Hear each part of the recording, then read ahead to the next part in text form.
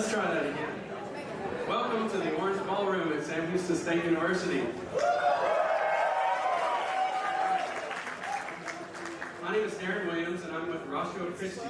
It's a college organization that puts chapters on campuses across the nation to make the rational case for believing in Jesus Christ.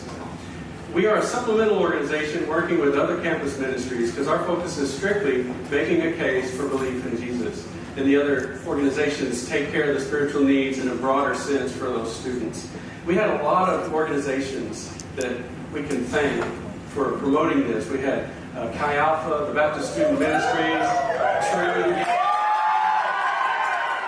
8-9, the Wesley, all kinds of organizations on this campus got behind this event, and you can see the effects. So we're so glad that you're here. And many churches also came. And that's a special thank you to Fellowship of Huntsville Church and Tim Ramsey for supporting Frank and bringing him here. So let's give him a hand.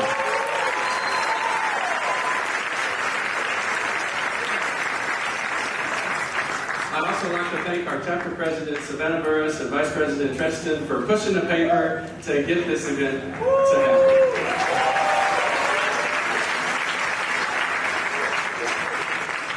Now, many of you are here because you know Frank Turek, you love his radio show, you've read his books, but if you haven't, go to crossexaminedwithad.org and you can find out all of his publications, you can see fantastic videos, and in the future you'll see the Q&A from tonight. So help me welcome Frank Turek.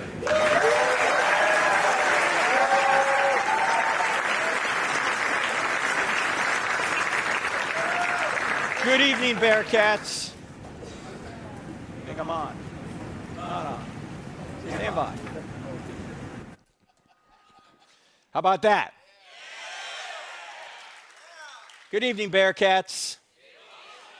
I want to go back to September 29th, 2006. That's when Petty Officer Michael Monsoor is a United States Navy SEAL operating in Ramadi, Iraq. Monsoor is standing on a roof in Ramadi, and he's standing in front of a doorway to this roof. He has two Navy SEAL colleagues lying in the sniper-prone position next to him. They've already taken AK-47 fire and a rocket-propelled grenade, but they're not exactly sure where the enemy is. There's a bit of a lull in the fighting. Insurgents have blocked off the streets in Ramadi, and there's someone on the loudspeaker in the town mosque yelling, "Kill the Americans!" As Monsoor and his team are looking for the next attack, an insurgent from an unknown location throws a grenade up on the roof. It hits Monsoor in the chest, and it falls to his feet. Due to the length of the throw, there's no opportunity to pick up the grenade and throw it back. He has only a split second to make a decision. He can leap through the doorway behind him and save himself, but if he does, his two Navy SEAL teammates lying on the roof will surely die. Monsoor yells, "Grenade!" But instead of jumping backward to save himself, he jumps forward, chest first, onto the grenade. It detonates. 30 minutes later, 25-year-old Michael Monsoor is dead. His two colleagues lying on the roof receive only minor injuries because Monsoor's body muffled the blast. One of the survivors said at Monsoor's funeral, "Mikey looked death in the face that day and said, 'You will not take my friends, I will go in their stead.'" I've never seen a United States president cry until April of 2008. That's when President George W. Bush invited Monsoor's parents into the East Room to give them their son's Medal of Honor posthumously. The president couldn't even get through the citation without breaking down. Since then, Monsoor's High School in Garden Grove, California, built a new stadium. They named it Michael A. Monsoor Memorial Stadium. The golden trident that the SEALs wear, that's their insignia, dominates the 50-yard line. January 2019, just 13 months ago, San Diego, California, the United States Navy commissioned the USS Michael Monsoor. the newest guided missile destroyer in the fleet, Zumwalt class. This is Monsoor's mother, Sally, being escorted onto the ship named in honor of her son. Now, why did they do this? Because Michael Monsoor literally sacrificed himself to save his friends. There's no greater love than to sacrifice yourself to save your friends, said Jesus of Nazareth before he went to the cross. Michael Monsoor sacrificed himself to save his friends. The question is, would anybody sacrifice himself to save you? And the answer is, someone already has. His name is Jesus of Nazareth. But in today's culture, many people don't think this story's true. They think it's invented. After all, it's got miracles in it. We don't believe in miracles anymore. How can we believe in a resurrection? And by the way, this was written down by religious people. And we know religious people tend to embellish things. They make things up. So how could we believe such things? Well, I actually think it's quite easy to show that Christianity is true. You only need to answer 4 questions in the affirmative to show that it's true. In other words, if you investigate these 4 questions, I think you'll realize that the answer to these 4 questions is yes. And if the answer to these 4 questions is yes, then Christianity is true. What are the 4 questions? Here are the 4 questions.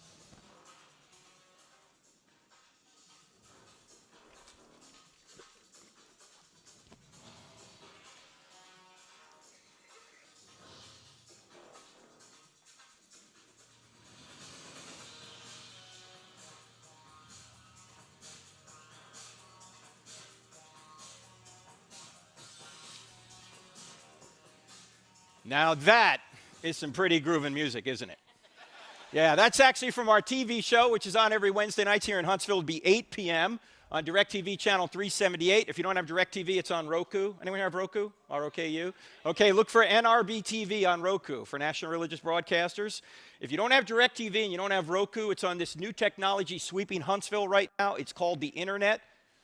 Have you guys heard of this? Yeah, it's actually on our website at that time. Crossexamine.org. We're also on radio, the AFR Talk Radio Network. Is there one in Huntsville? Is there a station in Huntsville? What's the number? 88.3. But if you're here, it'd be 9 a.m. Eastern. I know if you're a college student on Saturday, you don't get up to the crack of noon, so forget that. But you can listen to it because it's podcasted. It's on our app, the Cross-Examined app. And what we do is we present evidence for Christianity and we cross-examine ideas against it. Now, why are these the 4 questions? Truth, God, miracles, and the New Testament. And this is going to serve as our outline here tonight. First question is, does truth exist? Obviously, Christianity can't be true if there's no truth. And you hear people saying there's no truth. You got your truth. I got my truth. All truth is relative. You've heard all these claims. Well, look, if there is no truth, Christianity can't be true. Of course, if there is no truth, atheism can't be true either, right? Nothing can be true if there's no truth. We're going to deal with that question first. Second question, does God exist? Obviously, Christianity can't be true if there's no God. But I hope to show you tonight that there really is a theistic God. What's a theistic God? That's a spaceless, timeless, immaterial, powerful, moral, personal, intelligent creator who created all things and sustains all things to this very moment. We're going to look at 3 arguments for this being. These arguments are taught in the Bible, but you don't need the Bible to know them. In fact, we're not even going to refer to the Bible when we look at point 2. You don't need the Bible to know that God exists. Third question, are miracles possible? Obviously, Christianity can't be true if miracles are not possible. But I hope to show you tonight that not only are miracles possible, but the greatest miracle in the Bible has already occurred, and even atheists are admitting the data for this miracle. We'll see that tonight. Then we're going to get to the key question, is the New Testament true? The New Testament doesn't have a prayer if there's no truth, no God, or no miracles. But if truth exists, if God exists, if miracles are possible, then we can see if the documents are reliable enough. They don't have to be inerrant, but just reliable enough to let us know if one particular event occurred from the ancient world. And what event would that be?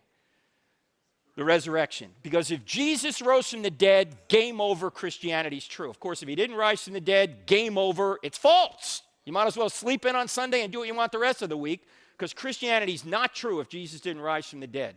Now, I know some of you are looking at this list going, wait a minute, Frank, what about the Old Testament? To believe the Old Testament's true? Well, look, if the New Testament's reliable, you get the Old Testament thrown in. Why? Who's in the New Testament that can authenticate the Old Testament? Jesus, yes. If you're ever in Sunday school, you don't know the answer, just say Jesus, you'll probably be right. It's Jesus, but that's right. If Jesus really is God, as the New Testament documents claim he is, now that's a big if, but if he really is God, whatever God teaches is true. Jesus taught the entire Old Testament is the Word of God. So if the New Testament's just reliable, you get the Old Testament thrown in. Now there's a lot more in the book that we can go into, but we don't have time to do it tonight. In fact, I think we've already sold out of the book, but there is a DVD set that goes into this in great detail over 7 hours. It's 12 parts. There's a newer book over there called Stealing from God, Why Atheists Need God to Make Their Case. I've noticed that when atheists are arguing there is no God, they're actually stealing aspects of reality that would only exist if God existed in order to say he doesn't exist. In effect, they have to sit in God's lap to slap his face. Now, if you do get a book or a DVD set, I want to point out that all the proceeds from the books and the DVDs will go to feed needy children. Mine, okay? Just so you know, all right? Now, if don't do anything else, just text the word evidence, no quotes on it. Text the word evidence to 44222. If you text the word evidence to 44222, I'm going to send you this entire PowerPoint presentation, even more slides than I can show you, in a PDF format, so you can look at it anytime you want. We'll send you the first chapter of Stealing from God and some other PowerPoints from my friend J. Warner Wallace, the cold case homicide detective. So just text the word evidence to 44222. What we're going to do here is we're going to start right here at point 1, does truth exist? You guys ready to go? All right. At least 3 of you are. Whenever you start talking about truth, you always have to start with Jack Nicholson. Right? Because Tom Cruise had him on the witness stand and he said to him, "Colonel, I want the truth." And Nicholson said, "Bearcats." If he said it that way, the movie would have gone nowhere. You can't handle the truth. That's not how he said it. Here's how he said it. All right, let's try it again. I want the truth. Man, now that felt better, didn't it? You've been waiting to get that off your chest. Well, you know, there's a lot of people that can't handle the truth. They're saying, you got your truth, I got my truth, all truth is relative. Well, if you don't get anything outside of what we talk about here tonight, this is going to be the most important thinking skill we are going to talk about, because if you learn this thinking skill, you're going to, even if you're an atheist or a Christian or anywhere in between, it doesn't matter. It's going to be helpful to you, because this thinking skill will help you avoid error. And half the battle in life is just avoiding error. Because if you start living by false principles, eventually you're going to smack up against reality and it's going to hurt. And this thinking skill will help you avoid these false principles. And to show you what a dimwit I was 33 years old. I already had a master's degree and I didn't know this. And it's so simple. It's just a piece of logic. It's just using the law of non-contradiction. And the best way to show you this thinking skill is to actually use it in an example. Here it is. Suppose someone were to come up to you and say the relative claim, there is no truth. It's a postmodern claim. What question should you ask the person who says there is no truth? Yeah, if somebody says there's no truth, you say, hey, is that true? Is it true that there's no truth? Because if it's true that there's no truth, the claim there is no truth can't be true, but it claims to be true. Did I say that right? Can everyone see that this is a self-defeating statement? What's a self-defeating statement? A self-defeating statement doesn't meet its own standard. It violates the law of non-contradiction. It would be like if I said, I can't speak a word in English. What would you say? You just did. It would be like if I said, my parents had no kids that lived. Or my brother is an only child, right? These are self-defeating statements. And once you get good at recognizing self-defeating statements, you'll be able to avoid error. Again, whether you're an atheist or a Christian, doesn't matter. And here's the thinking skill. What you want to do is you want to turn the claim on itself. Turn the claim on itself. So if somebody says there's no truth, you turn the claim on itself and you say, is that true? All right, let's do a few more. Suppose someone says all truth is relative.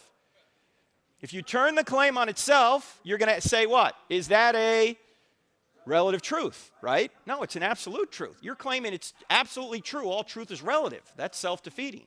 How about if somebody says there are no absolutes? Yeah, you might say, are you absolutely sure? Right? If you turn the claim on itself, you can say that that's an absolute truth claim. Now, some people think, oh, this is really flippant, Frank. Well, it's actually just logic. That's all. Sorry. It's just false to say there's no truth. How about if somebody says you can't know anything? How do you know that you can't know? How about if somebody says all truth comes from science? Turn the claim on itself. What question would you ask them? Does that truth come from science? No, that's a philosophical claim. You can't go in the laboratory and prove that. That's a philosophical claim. In fact, in the book Stealing from God, we have a whole chapter on science, and the title of the chapter is Science Doesn't Say Anything. Scientists do. Because all data needs to be gathered and all data needs to be interpreted, and who does that? Scientists do that. In other words, since all data needs to be interpreted, sometimes people interpret the data based on their pre-existing worldview rather than which way the evidence points. So to say all truth comes from science is in itself a scientific truth. And if you think about it, the most important things in life have nothing to do with science. Honey, do you love me? I don't know, let's run an experiment. No, right? How about this? You should doubt everything. Turn the claim on itself, you would say, should I doubt that? Of course, that's a skeptical claim. Why are skeptics skeptical of everything but skepticism? You ever notice that? They're not skeptical of that. Now, by the way, I don't care whether you're a Christian or atheist or anywhere in between in here, how many people sometimes doubt that what you believe is true? If you don't have your hand up right now, you're probably not thinking much, right? Look, I've written books on this stuff, and sometimes I wake up in the morning and I go, I don't even know if this is true. You ever do that? Then I start thinking about my doubts, and I realize that most of my doubts are emotional. They're not intellectual. In other words, the evidence is really good. What's changing is me. Good day, everything's fine. Bad day, don't know. Good day, fine. Bad day, don't know. Good day, fine. Bad. What's changing, me or the evidence? Yeah, I'm going up and down. In fact, sometimes people will email me or I'll see them at an event and they'll go, you know, Frank, I was a Christian, but I lost my faith. Now, I don't mean to be unkind, but since I'm originally from New Jersey, sometimes I am. And I almost want to say to them when they say I lost my faith, I want to say, so? Because your psychology changed, God has popped out of existence? How does that follow? Your psychology will not tell you whether or not Christianity is true. Do you realize there are smart people who are atheists and smart people who are Christians? It's not the psychology that will tell you whether it's true or not. The evidence will. So your psychology may go up and down based on the weather, your mood, whatever it is. Focus on the evidence, because it's not just true about Christianity, it's true about anything. You want to find something's true out there? Just look at the evidence. And I think when you look at the evidence, you'll realize it takes more faith to be a non-Christian than to be a Christian. And when I look at the evidence, I go, really, you know what I got to start doing? I got to start doubting my doubts, because if I start doubting my doubts, then I'm back to knowing something for sure. Have you guys ever thought about doubting your doubts? I doubt it. How about this? You hear this claim a lot, particularly in our culture today. You ought not judge. Somebody says you ought not judge. If you turn the claim on itself, what are you going to ask back? Is that a judgment? Or you might say, then why are you judging me for judging? Notice, it's a judgment to say you ought not judge. You say, wait a minute, Frank, time out. You claim to be a Christian. Jesus said don't judge. Nope, never said it. He did so. He said it in Matthew chapter 7, verse 1. All right, I know this is going to sound strange, but it's true. There are no verses in the Bible. There are no verses in the Bible. You think when Matthew was writing the Gospel of Matthew, he said, here's chapter 7, verse 1. No. When were the chapter and verse divisions put in there? About 500 years ago, to help us navigate the text, which is a good thing, because it's a really long series of books. You can get lost in there, right? The problem is we tend to think if it's got a number in front of it, we can just take that out and apply it out of context. Can't do that. Jesus didn't stop and say, judge not. What did he say after that? Judge not, lest you be judged. By the same standard you judge others, you be judged by that standard. So before you try and take the speck out of your brother's eye, you hypocrite, by the way, that's a judgment, take the log out of your own eye first, and then you'll be better able to help your brother. Is Jesus telling us not to judge here? No, he's telling us to take the speck out of our brother's eye. That involves making a judgment. He's simply saying, get that problem out of your life first so you can better help your brother. So this is not a command not to judge. It's actually a command on how to judge. In other words, don't judge hypocritically. If you've got that problem, fix it, then go help your brother. But it would be completely ridiculous to say don't make judgments. Why? Number one, it's a judgment itself. And number two, you'd be dead already if you didn't make judgments. You made 100 judgments just getting over here tonight. And now you're wondering, was it a good judgment? I mean, everybody makes judgments. Christians make judgments. Atheists make judgments. What judgments do atheists make? Well, there's no God. Jesus didn't rise from the dead. Bible's not telling the truth. There's no objective meaning to life. There is no objective morality. Everything's a matter of opinion. Those are all judgments. The question isn't whether or not you can make judgments. The question is, are your judgments true? I will say this, though. Jesus did save a very stern rebuke for people who were judgmental, like many Christians have been over the years. And who were the judgmental ones in his day, Jesus' day? Pharisees. And who were the Pharisees? What was their job? What did they do? They were the religious and political leaders of Israel. They helped run Israel through the Sanhedrin, the Jewish ruling council. They were the politicians, and Jesus went after these people. Are you telling me Jesus got involved in politics? Yes! And he wasn't so nice doing it.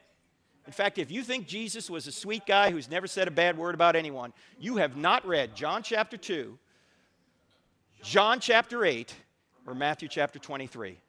What happens in John chapter 2? Jesus makes a whip and he goes and he jacks people up in the temple.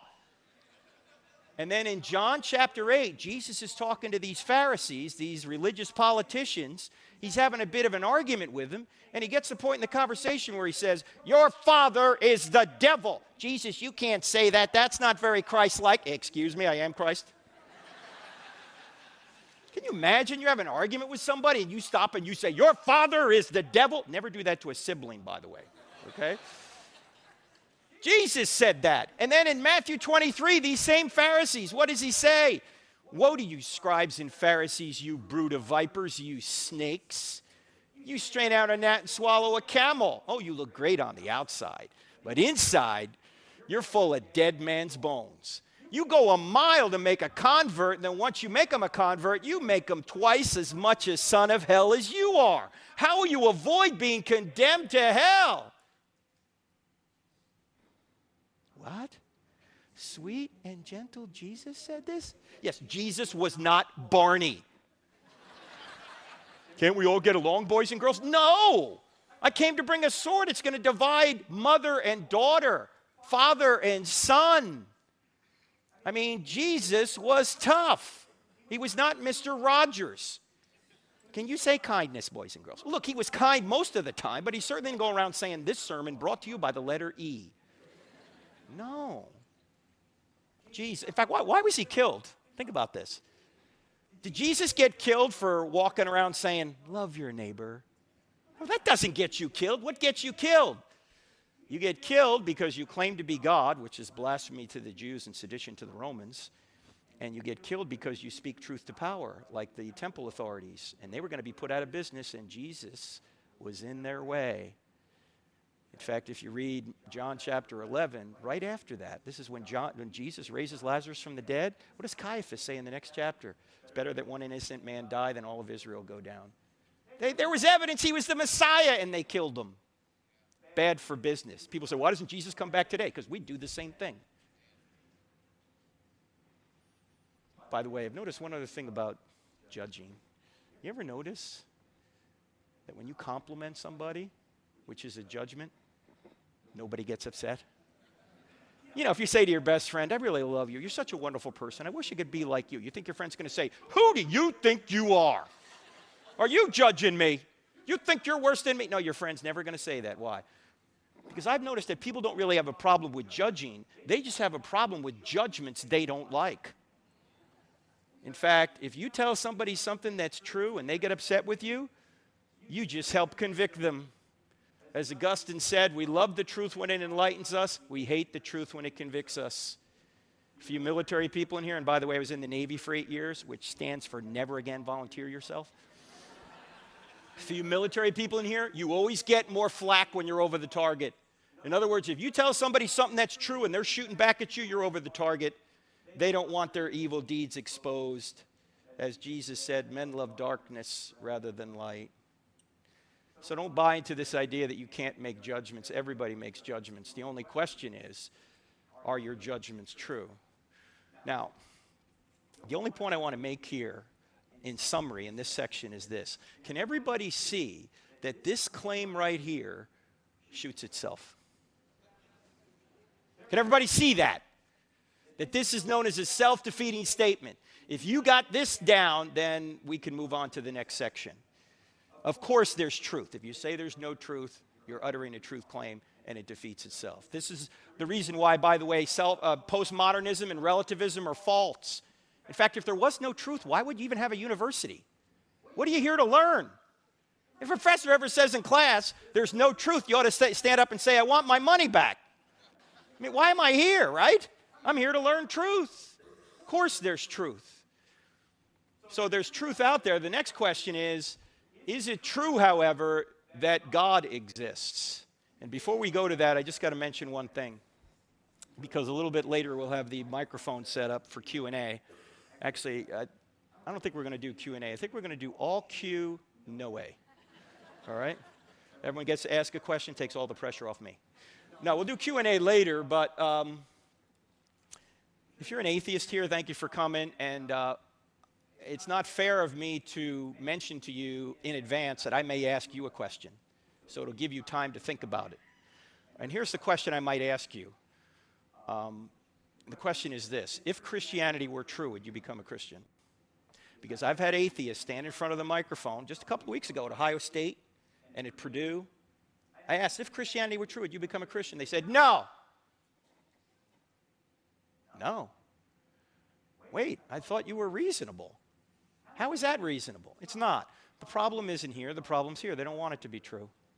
They don't want there to be a God. Why? Because they want to be God. They want to be God of their own lives. And Christians, half the time you want to be God of your own lives too, don't you?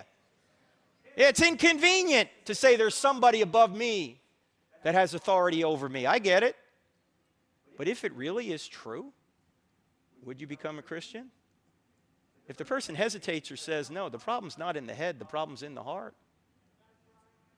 See, most of us, we're not on a truth quest, we're on a happiness quest.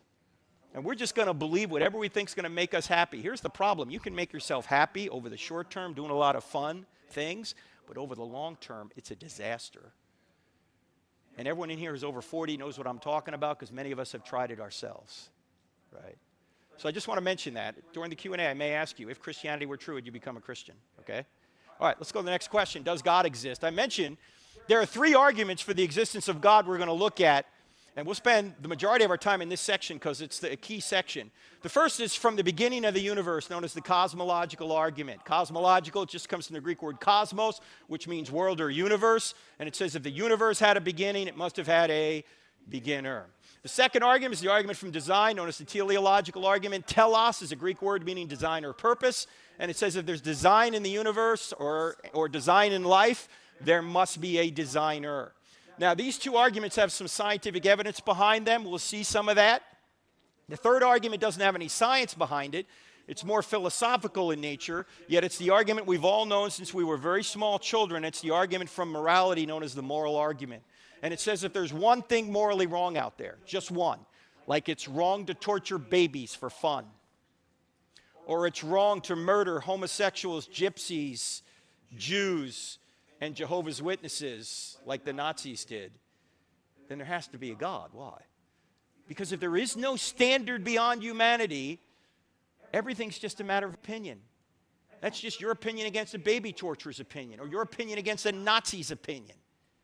If there's no standard out there, a standard of righteousness, goodness, and love, you can't say that anything is ultimately, objectively right or wrong. It's just your opinion. We'll get to that later. We got to start right here at the cosmological argument. Now, you guys have to admit it was worth coming here tonight just to see God do that. I mean, come on. Did you see that? Let's look at that again. Look at the way God just floats right on up there. Now, this is the argument that many say points back to the big.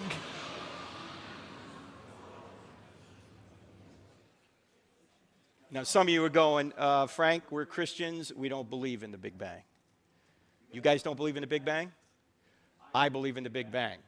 I just know who banged it. In fact, the evidence for the Big Bang is so good that even atheistic scientists are admitting it. Stephen Hawking, who was the top physicist in the world, at least the most famous until he died a couple of years ago, put it this way. He said, almost everyone now believes that the universe and time itself had a beginning at the Big Bang. Now, Hawking tried to come up with another explanation other than God. He failed, but he's admitting the data. What's the data? That space, time, and matter literally had a beginning out of non-being. Not a quantum vacuum, not swirling mathematical points, as some atheists have been able to say, but nothing. What is nothing? Aristotle had a good definition of nothing. He said nothing is what rocks dream about. That's nothing. Alexander Vilenkin, an agnostic astronomer from Tufts University, originally from Russia, put it this way. He said, with the proof now in place, cosmologists, and by the way, a cosmologist is not someone that puts on your makeup, right? Cosmologist is someone that studies the origin of the universe. Cosmologists can no longer hide behind the possibility of a past eternal universe. There is now no escape. They have to face the problem of a cosmic beginning. Now, there's two words in this quote that I want to highlight to you here. First is the word proof. Very unusual for scientists to use the word proof because, as we said earlier, science doesn't say anything, scientists do, and science is tentative.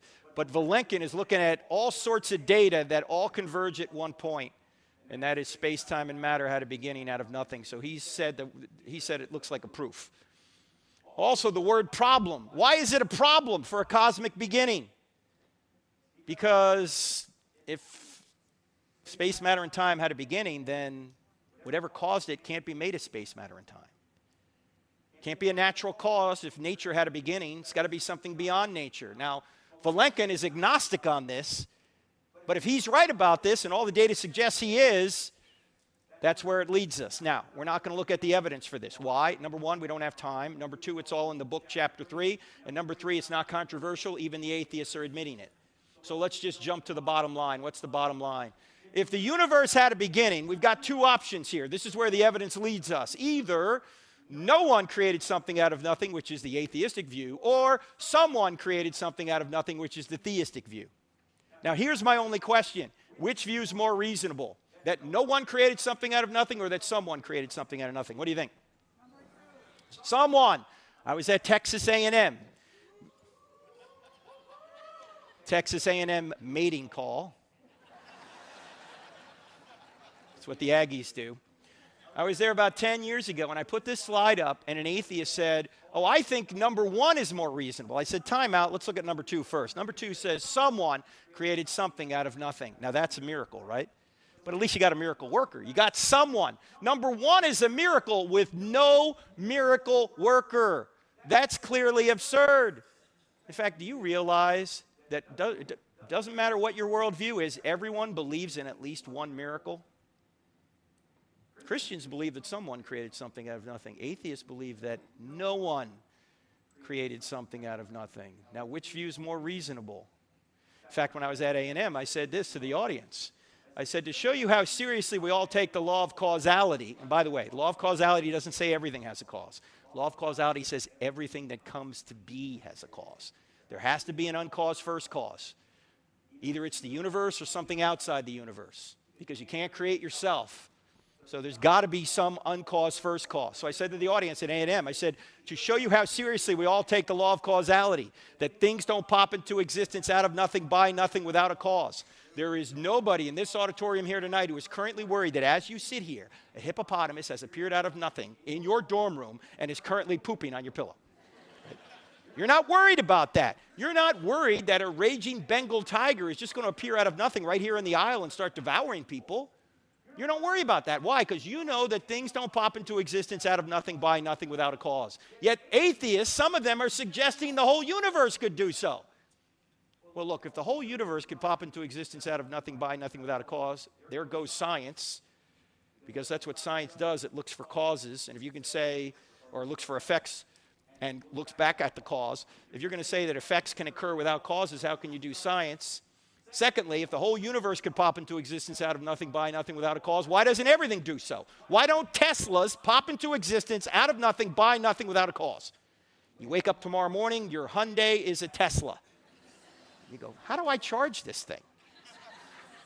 Why don't MacBook Pros pop into existence out of nothing, by nothing, without a cause? Could have saved me like $4,000.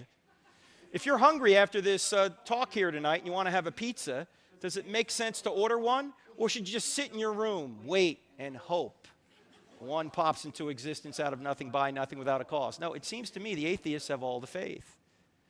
In fact, here's a question to ask an atheist. If there is no God, why is there something rather than nothing at all? This is a question posed by Leibniz a few hundred years ago. If there is no God, why does anything exist? Now think about this, ladies and gentlemen. If space, time, and matter had a beginning out of nothing, what could have caused that? It seems to me the only thing that could have caused something out of nothing would be something that is spaceless, timeless, immaterial, powerful to create the universe out of nothing, personal in order to choose to create. You say, Frank, why personal? Because to go from a state of nothingness to a state of creation, someone has to make a choice, and only persons can make choices. Impersonal forces can't make choices. Also, the cause would have to be intelligent in order to have the ability to make a choice. Now, ladies and gentlemen, when you think about a spaceless, timeless, immaterial, powerful, personal, intelligent cause, who do you think of? God. You say, Frank, how do you know it's the Christian God? We don't. Yet. I mean, this could be Allah or some other theistic God. Just the God of the Old Testament, maybe. But if we keep doing our research, we're going to realize that the same being that walked out of the tomb 1,987 years ago is the same being in whose divine nature created the universe out of nothing.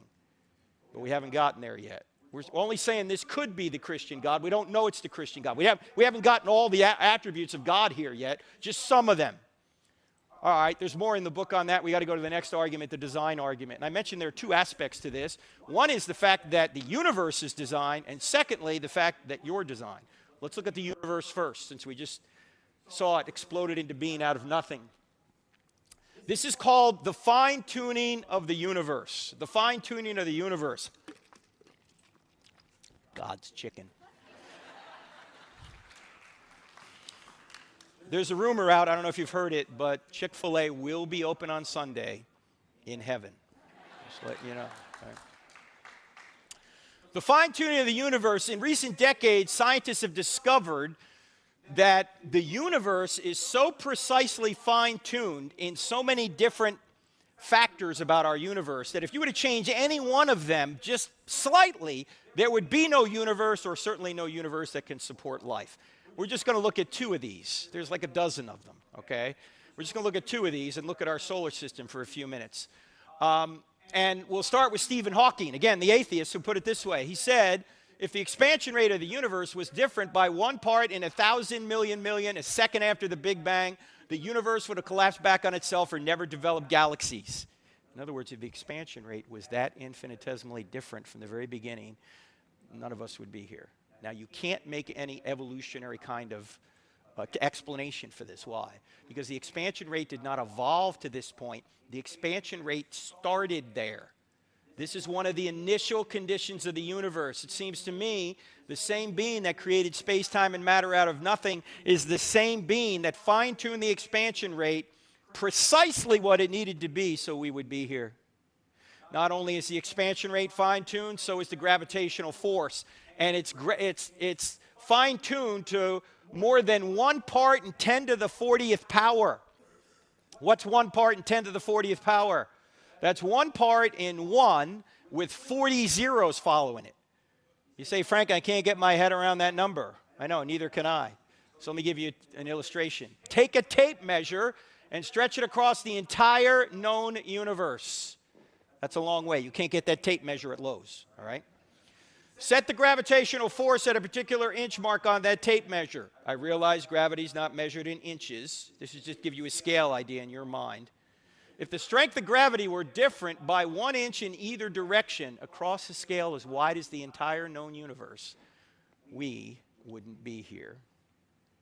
I don't have enough faith to believe that that value just landed there by chance. And oh, by the way, is chance a cause? Does chance cause things? Who caused this? Chance. He was just here. No. Chance is not a cause. Chance is a word we use to describe mathematical possibilities. In fact, when scientists use the word chance, you know what they really mean? We don't know. Look, there's only two possibilities. That value is either designed to be right where it is, or it wasn't designed. Now, what makes more sense? I don't have enough faith to believe it wasn't designed.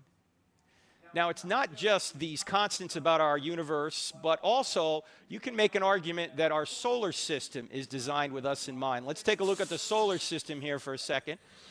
Here we are in the solar system, third rock from the sun. If we were just a little bit closer to or a little bit further away, we couldn't survive. A little bit closer to, we'd burn up. A little bit further away, we'd freeze. We are what scientists call the Goldilocks zone. It's not too hot. It's not too cold. That's a lie. It's too hot here in the summer. All right. Axial tilt, 23.5 degrees. Change that slightly, we don't exist. Earth rotation, 24 hours. Change that slightly, we don't exist. The size and distance of the moon from us. Change that slightly, we don't exist. If Jupiter was not in its current orbit, we couldn't exist here on Earth right now. Why not?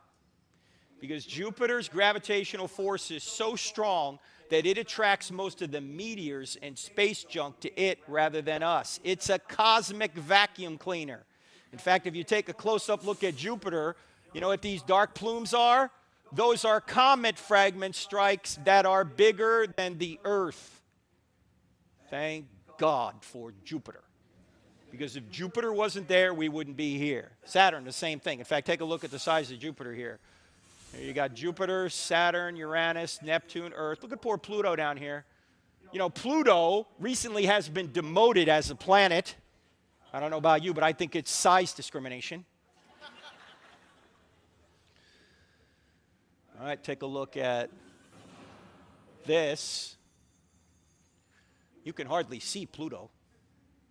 Take a look at this. That's Arcturus. That's another star in our galaxy. Here's the sun over here. Jupiter is 1 pixel in size on this scale. Earth is invisible. Pluto, forget about it. All right, keep an eye on Arcturus here. Where's Arcturus now? Right there. That's Antares. That's another star in our galaxy. The sun is 1 pixel in size on this scale. Jupiter is invisible. Earth, Pluto, forget about them. In fact, if the Earth was the size of a golf ball, Betelgeuse here. Look, I don't name the stars, all right? If the Earth was the size of a golf ball, Betelgeuse would be 5 or 6 Empire State Buildings high. The heavens are awesome. And that's just in our galaxy. That's not outside our galaxy. That's inside our galaxy. And the average distance between stars in our galaxy is 30 trillion miles, and all that distance is necessary for us to exist here on Earth right now. Now, how far is 30 trillion miles? Far. It'd take you at least 2 tanks of gas and a Toyota Prius to go 30 trillion miles. A number of years ago, my wife and I took our 3 sons out to the Desert Museum in Tucson, Arizona. Our in-laws lived out there. And if you ever get a chance to go to Tucson at night, if you go to this Desert Museum, you can see thousands of stars in the sky on a clear night. So we're out there one night, and the guide says, wow, man, it's so clear tonight that if we look up at 9:03, we'll see the space shuttle in orbit. I said, oh, come on. We're not going to see the space shuttle. It's only 120 feet long. It's 350 miles up. We're not going to see it. Oh, me of little faith. At 9:03, the guide goes, look! And we look up in the sky, about 70 degrees above the horizon. There's an object streaking out of the western desert sky relative to us about like this. I mean, it's really cooking. When it got right about here, it disappeared. I don't know whether Scotty beamed it up or what. Actually, what happened was, despite the fact that we were in total darkness, the sun was still reflecting off the space shuttle, and when it got out of the range of the sun, we couldn't see it anymore. Now, when the space shuttle was in orbit, the space shuttle was traveling at about 18,000 miles an hour. That's 5 miles per second. You got trouble getting to school in the morning? Take the space shuttle. You'll be here. 5 miles a second. Think about how fast that is. Well, I did a little calculation and tried to figure out how long would it take us if we could get in the space shuttle and go from our star, the sun, to another star in our galaxy, an average distance away, 30 trillion miles. In other words, how long would it take us to go 30 trillion miles if we could go 5 miles per second? How long? Long time. You must be a math major. Yeah. It would take us 201,450 years. That means if you got in the space shuttle at the time of Christ and started traveling from our star, the sun, to another star in our galaxy, an average distance away, you've been going 5 miles a second for 2,000 years, you'd be less than 1/100th of the way there right now. And we're going to explore space. No, we're not. We're not going anywhere in space. We can hardly get out of our solar system. It took 9 years to get to Pluto. Forget about it. We're not getting there. And how many stars are out there? The number of stars that are out there are about equivalent to the number of grains of sand on all the beaches on all the earth.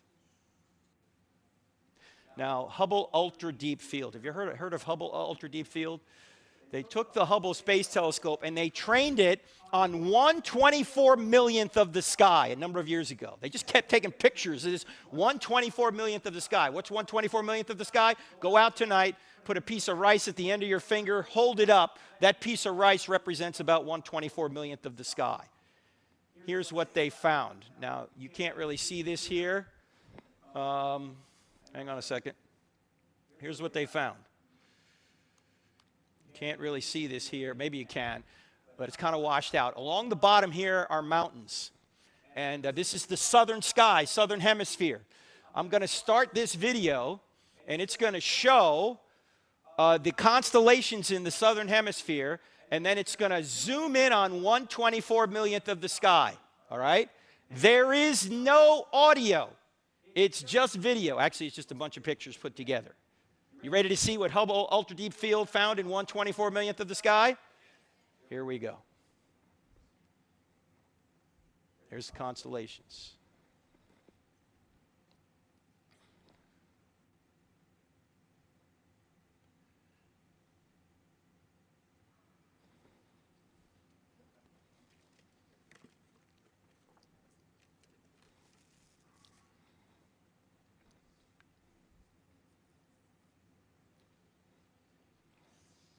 What you're looking at are nearly 10,000 galaxies.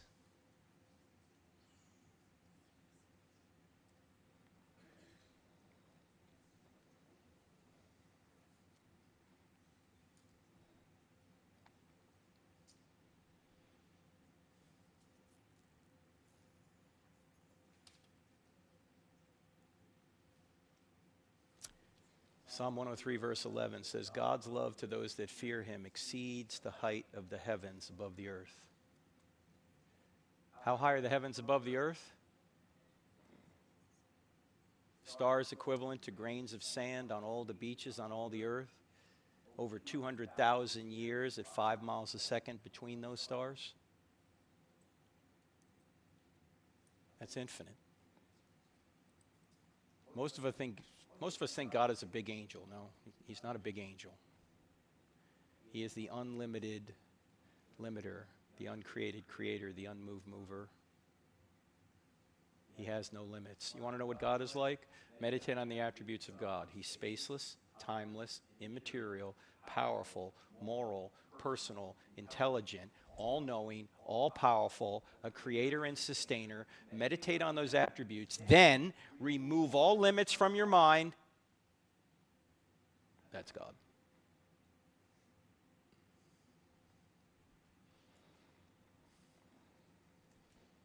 Now, as amazing as the heavens are, in fact, The heavens, God actually says, you want to know what I'm like? Look to the heavens. That's what he says in Isaiah chapter 40, verse 25. Look to the heavens. But as amazing as the heavens are, they're not as amazing as you are. Why? The heavens aren't made in the image of God, but you are. Now, what does it mean to be made in the image of God? It doesn't mean you look like God, because God is an immaterial being. It means you're a person like God, that you have mind, emotion, and will, that you can know, you feel, and you want, and you can create like God. And when he says that you're made in his image, you're representing him here on earth. You're an imager. In fact, this was you in the womb at 11 weeks. Question, is this animal, mineral, vegetable, or human?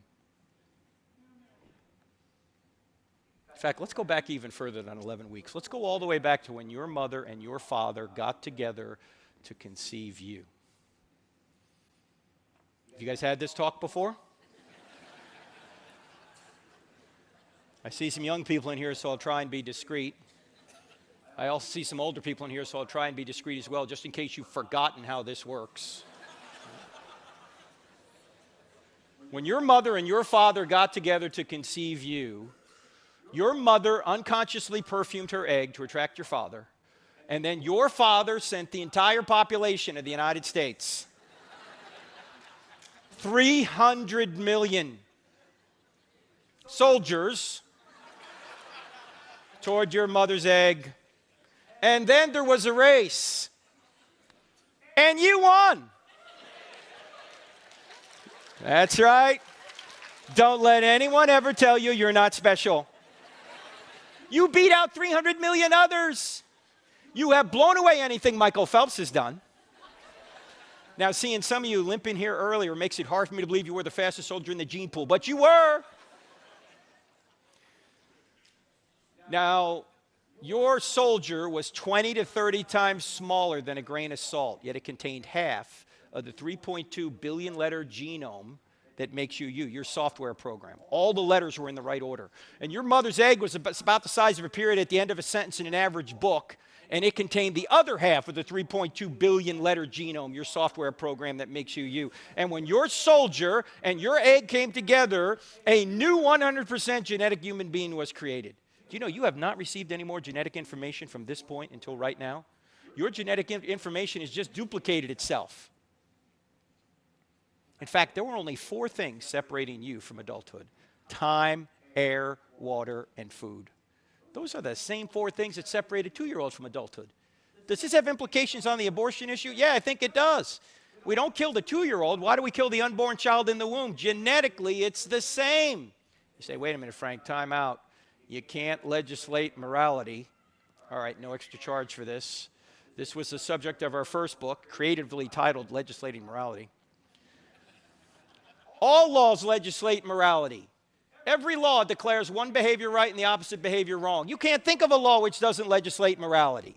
The only question is, whose morality will you legislate? In fact, when people come up to me and they say, don't impose your morality on me, I go, why not? Would that be immoral? Because, you know, you're imposing your morality on me right now. You're telling me I ought not impose ought nots, yet you're imposing an ought not on me right now.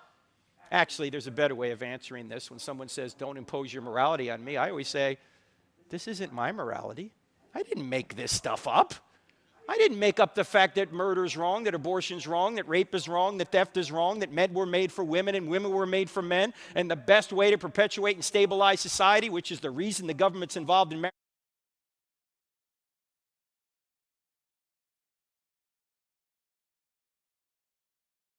isn't my morality. This isn't your morality. This just happens to be the morality. The one Thomas Jefferson said was self-evident. The one the Apostle Paul said in Romans chapter 2, the Gentiles are now of the law written on their hearts. So if you don't like the morality, you don't have a problem with me. I didn't make it up. You have a problem with the Creator on whose nature this morality is based. All right, no extra charge for that. Let's go back to this. From this point till right now, a construction project of astonishing complexity began taking place.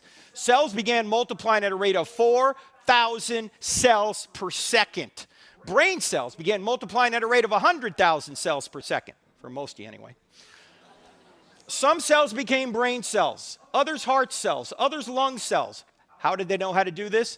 Nobody knows. Some cells went so far across you to become what they needed to become that it would be equivalent to you today walking across the United States alone. And that construction project continues to this day. You just made 4 million new red blood cells. You just made another 4 million new red blood cells. You just made another 4 million new red blood cells. Knock it off. Are you thinking about this? Are you going, time out, Frank, hold on, I got to make new red blood cells. Come on. How is this happening? You're not even thinking about it and it's happening. You know, Aristotle recognized something 2,400 years ago. He didn't know anything about blood cells, obviously, but he noticed that all of nature's going in a direction. For example, why does an acorn, if it's properly nourished, always go in the direction of becoming an oak tree? I mean, is an acorn in the ground conscious going, all right, what do I have to do to become an oak tree? No, it's not conscious at all. Yet it reliably goes in the direction of becoming an oak tree. Why doesn't it become an elm tree or a birch tree or a seahorse? You say because it's programmed. Well, who programmed it? It's not conscious, yet it reliably goes in a direction.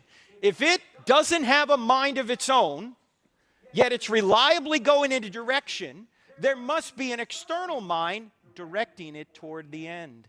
That's what Aristotle called the unmoved mover. Thomas Aquinas came along in the 1200s AD and said, this is going to be my fifth way to argue for God.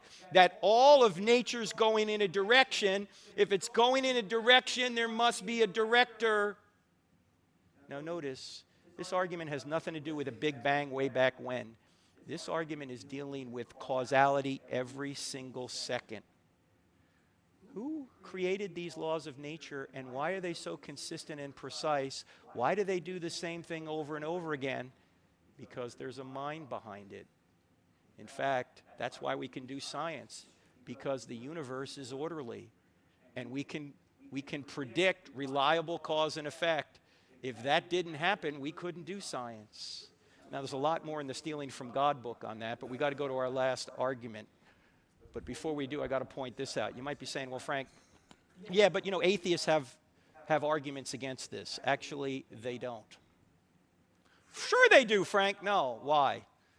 Because any argument from atheism, an atheist perspective, won't work. Why? C.S. Lewis said it best. I can't improve on what C.S. Lewis said, so let me just show you what he said. Because if atheistic materialism is true, if we're just molecules in motion, if we're just moist robots, then we shouldn't believe anything we think. Here's the way Lewis put it. He said, suppose there were no intelligence behind the universe. In that case, nobody designed my brain for the purpose of thinking. Thought is merely the byproduct of some atoms within my skull. But if so, how can I trust my own thinking to be true? Are you with Lewis so far? Here's the second half of the quote. He says, but if I can't trust my own thinking, of course I can't trust the arguments leading to atheism, and therefore have no reason to be an atheist or anything else. Unless I believe in God, I can't believe in thought, so I can never use thought to disbelieve in God. Mic drop, C.S. Lewis. Boom. Exactly. And in some of the debates I've had with people like Michael Shermer, Christopher Hitchens, who, as you know, Hitchens was a brilliant British atheist who sounded more brilliant than he was because he had a British accent. I try and ask him these questions about materialism, and they won't answer them. Because if materialism is true, you shouldn't believe anything you think. You're just a moist robot. And you know you're not. All right, final argument, the moral argument. Let's say we go out on a hike somewhere. We go way out in the woods. We get lost. Our cell phones are dead. And we know the direction from which we came, but we can't find that direction. All we have to get us home is a magnetic compass. So you take out your magnetic compass. You're trying to figure out where north is, because that's what a magnetic compass is supposed to do. But instead of your magnetic compass pointing to north, your compass, no matter which way you turn, always points to you. How helpful would that compass be? It's not helpful at all, right? You know where you are. You're trying to figure out where north is so you can get home. Well, question. Why do we think that if the compass of life doesn't always point to us, in other words, if things aren't going just our way, either God doesn't exist, he's evil, or he's forgotten about us? Why do we think that? Do you realize that whether or not God exists, you are not the center of the universe? And neither am I. Yet we act like we are. And is there a true compass to morality? In other words, is there a right way to live? Or can you live any way you want? In fact, let me ask the question this way. Do we discover right and wrong, or do we determine right and wrong? What's the answer? Yeah, the right answer is we discover. The problem is our culture says, oh, no, no, no, no. You determine what's right for you. About 4 years ago this month, I was in Sioux Falls, South Dakota. I was going through this I don't have enough faith to be an atheist material over several nights. The second night I was there, we had a microphone set up for questions. A couple of young men in their 20s got down to the microphone, and they were atheists. I didn't think anything of it. We had a good exchange. The next night I was there, about a 50-year-old man got up to the microphone, and he had a question written on 2 sheets of paper. And he began to read the question. 10 seconds into reading the question, he couldn't go any further. He started crying. So I walked off the platform, I went down to him, and he handed me the 2 sheets of paper, and all he said was, read it, read it. So I began to read it to myself as I'm walking back up to the platform. By the time I got back up here, I realized that that man, whose name turned out to be Steve, was upset for 2 reasons. Reason number 1, Steve had recently learned that a supposed friend of his, also about a 50-year-old man, by the name of Tom, adults, had been abusing Steve's daughter from the time she was age 4 to the time she was age 14, right in his own home, under his nose, never saw it. The second reason Steve was upset was because the 2 young men who were there the night before were his sons, who used to be Christians and are now atheists. Because after they heard what happened to their sister, they said, a good God wouldn't allow this. There is no God. In fact, one of them was going to a Catholic seminary to become a priest. As soon as he heard the news, he walked out of the seminary and he said, that's it, I'm done with God. There is no God. So I said to Steve, it's okay to be mad at God. In fact, some of the Bible writers are mad at God. Read some of the Psalms. Read Lamentations. Read Habakkuk. God, where are you? Do you realize that you can curse God all day and you're not going to hurt him? He's an infinite being. You can praise him all day. You're not going to help him. He's an infinite being. Who gets all the benefit of praise and all the detriment of cursing? We do. He's not some cosmic ego that needs your... He doesn't need me. He doesn't need you. But he wants what's best for me and what's best for you. So I said, Steve, it's okay to be mad at God. Now, this is not a good long-term strategy. But he can handle your emotions. And I said, Steve, this actually does not disprove God. It actually shows God does exist. And I said, when the time is right, I want you to say this to your sons. If there is no God, then what that 50-year-old man did to your sister wasn't really wrong. It's just your opinion. Why? Because if there is no true compass, how can you say he had the wrong compass? I mean, where did his compass point? It pointed to him. He got to do whatever he wanted because he determined right and wrong rather than discovered it. And how does this prove God rather than disprove God? Because this would not be evil, and everyone in this room knows it is, unless God existed. C.S. Lewis, when he was early on in his life, was an atheist. He went through World War I, a terrible war. And he said there can't be a good God because there's too much injustice or injustice in the world. Then one day he had an epiphany, and he realized his argument didn't work. And here's what he wrote in the book eventually known as Mere Christianity. He said, as an atheist, my argument against God was that the universe seems so cruel and unjust. But how had I got this idea of just and unjust? A man does not call a line crooked unless he has some idea of a straight line. What was I comparing this universe with when I called it unjust? You see, you wouldn't know what a crooked line was unless you knew what a straight line was. You wouldn't know what injustice was unless you knew what justice was. And justice only exists if God exists. Otherwise, everything's just a matter of opinion. And evil doesn't exist unless good exists. Why? Evil does not exist on its own. It only exists as a lack in a good thing. Evil is like cancer. If you take all the cancer out of a good body, what do you have? You got a better body. What if you take all the body out of the cancer? You got nothing. It doesn't exist on its own. Evil is like rust in a car. You take all the rust out of a car, you got a better car. If you take all the car out of the rust, what do you got? Nothing. It's a rust spot on the pavement. Evil's real, but it only exists in a good thing. You can also look at it this way. The shadows prove the sunshine. In order to have shadows, you have to have sunshine. In other words, in order to have evil, you have to have good. Oh, you can have sunshine without shadows. You can have good without evil, but you can't have shadows without sunshine. You can't have evil without good. So if evil exists, God exists. I know that sounds counterintuitive, but evil doesn't disprove God. It may prove there's a devil out there, but it doesn't disprove God. Now, the person, Tom, pedophile, who did this, everyone in Sioux Falls, South Dakota knows he's guilty. But he's not in jail. Why? Because every time the trial comes up, Jessica, the girl who was abused, psychologically checks out. She can't testify against him. If she doesn't testify against him, he doesn't go to jail. So I said, Steve, when the right time comes, I want you to say this to your sons. If there is no God, then the man who did this to your sister will never get justice. He's not going to get justice here on earth if she doesn't testify, and he's not going to get justice in the afterlife because according to atheism, there is no afterlife. Do you really think that's the way the universe is? Do you really think there's no such thing as justice? The very reason you're upset, rightfully so, is because you know a great injustice has been done, but there can't be injustice unless there's justice. Do you realize the only way justice could exist if a being like God existed?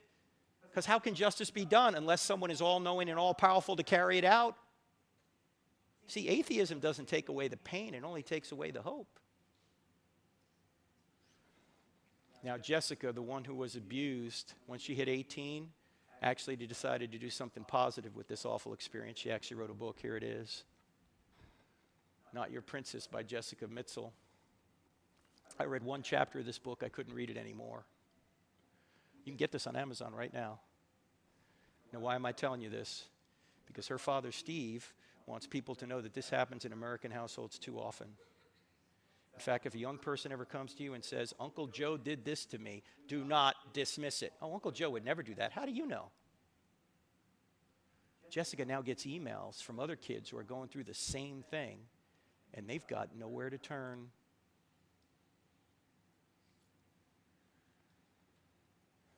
About a year and I just emailed Steve today. I haven't gotten an email back. Last time I talked to him, Jessica was still in a treatment program in San Diego, California, $15,000 per month. She has multiple personalities, which is common with this kind of abuse. You know, our culture tells us that sex is just physical. That's a lie. If sex is just physical, why is Jessica in a treatment program at $15,000 a month? If sex is just physical, why is it worse if somebody rapes you than if somebody just physically assaults you? If sex is just physical, why is it if your spouse or boyfriend or girlfriend goes out and has sex with somebody else, you don't go, oh, that's just physical, because you know it isn't. It's psychological. It's spiritual. It's moral. It's emotional. There's so much more to sex than just the physical. You have sex with someone, everything changes forever. Sex is like fire. It's wonderful. You put it in your fireplace, it will warm you. You get it anywhere else in your house, it will burn your house down. Maybe not immediately, but over the long term it will. And everyone over 40 in this room knows what I'm talking about.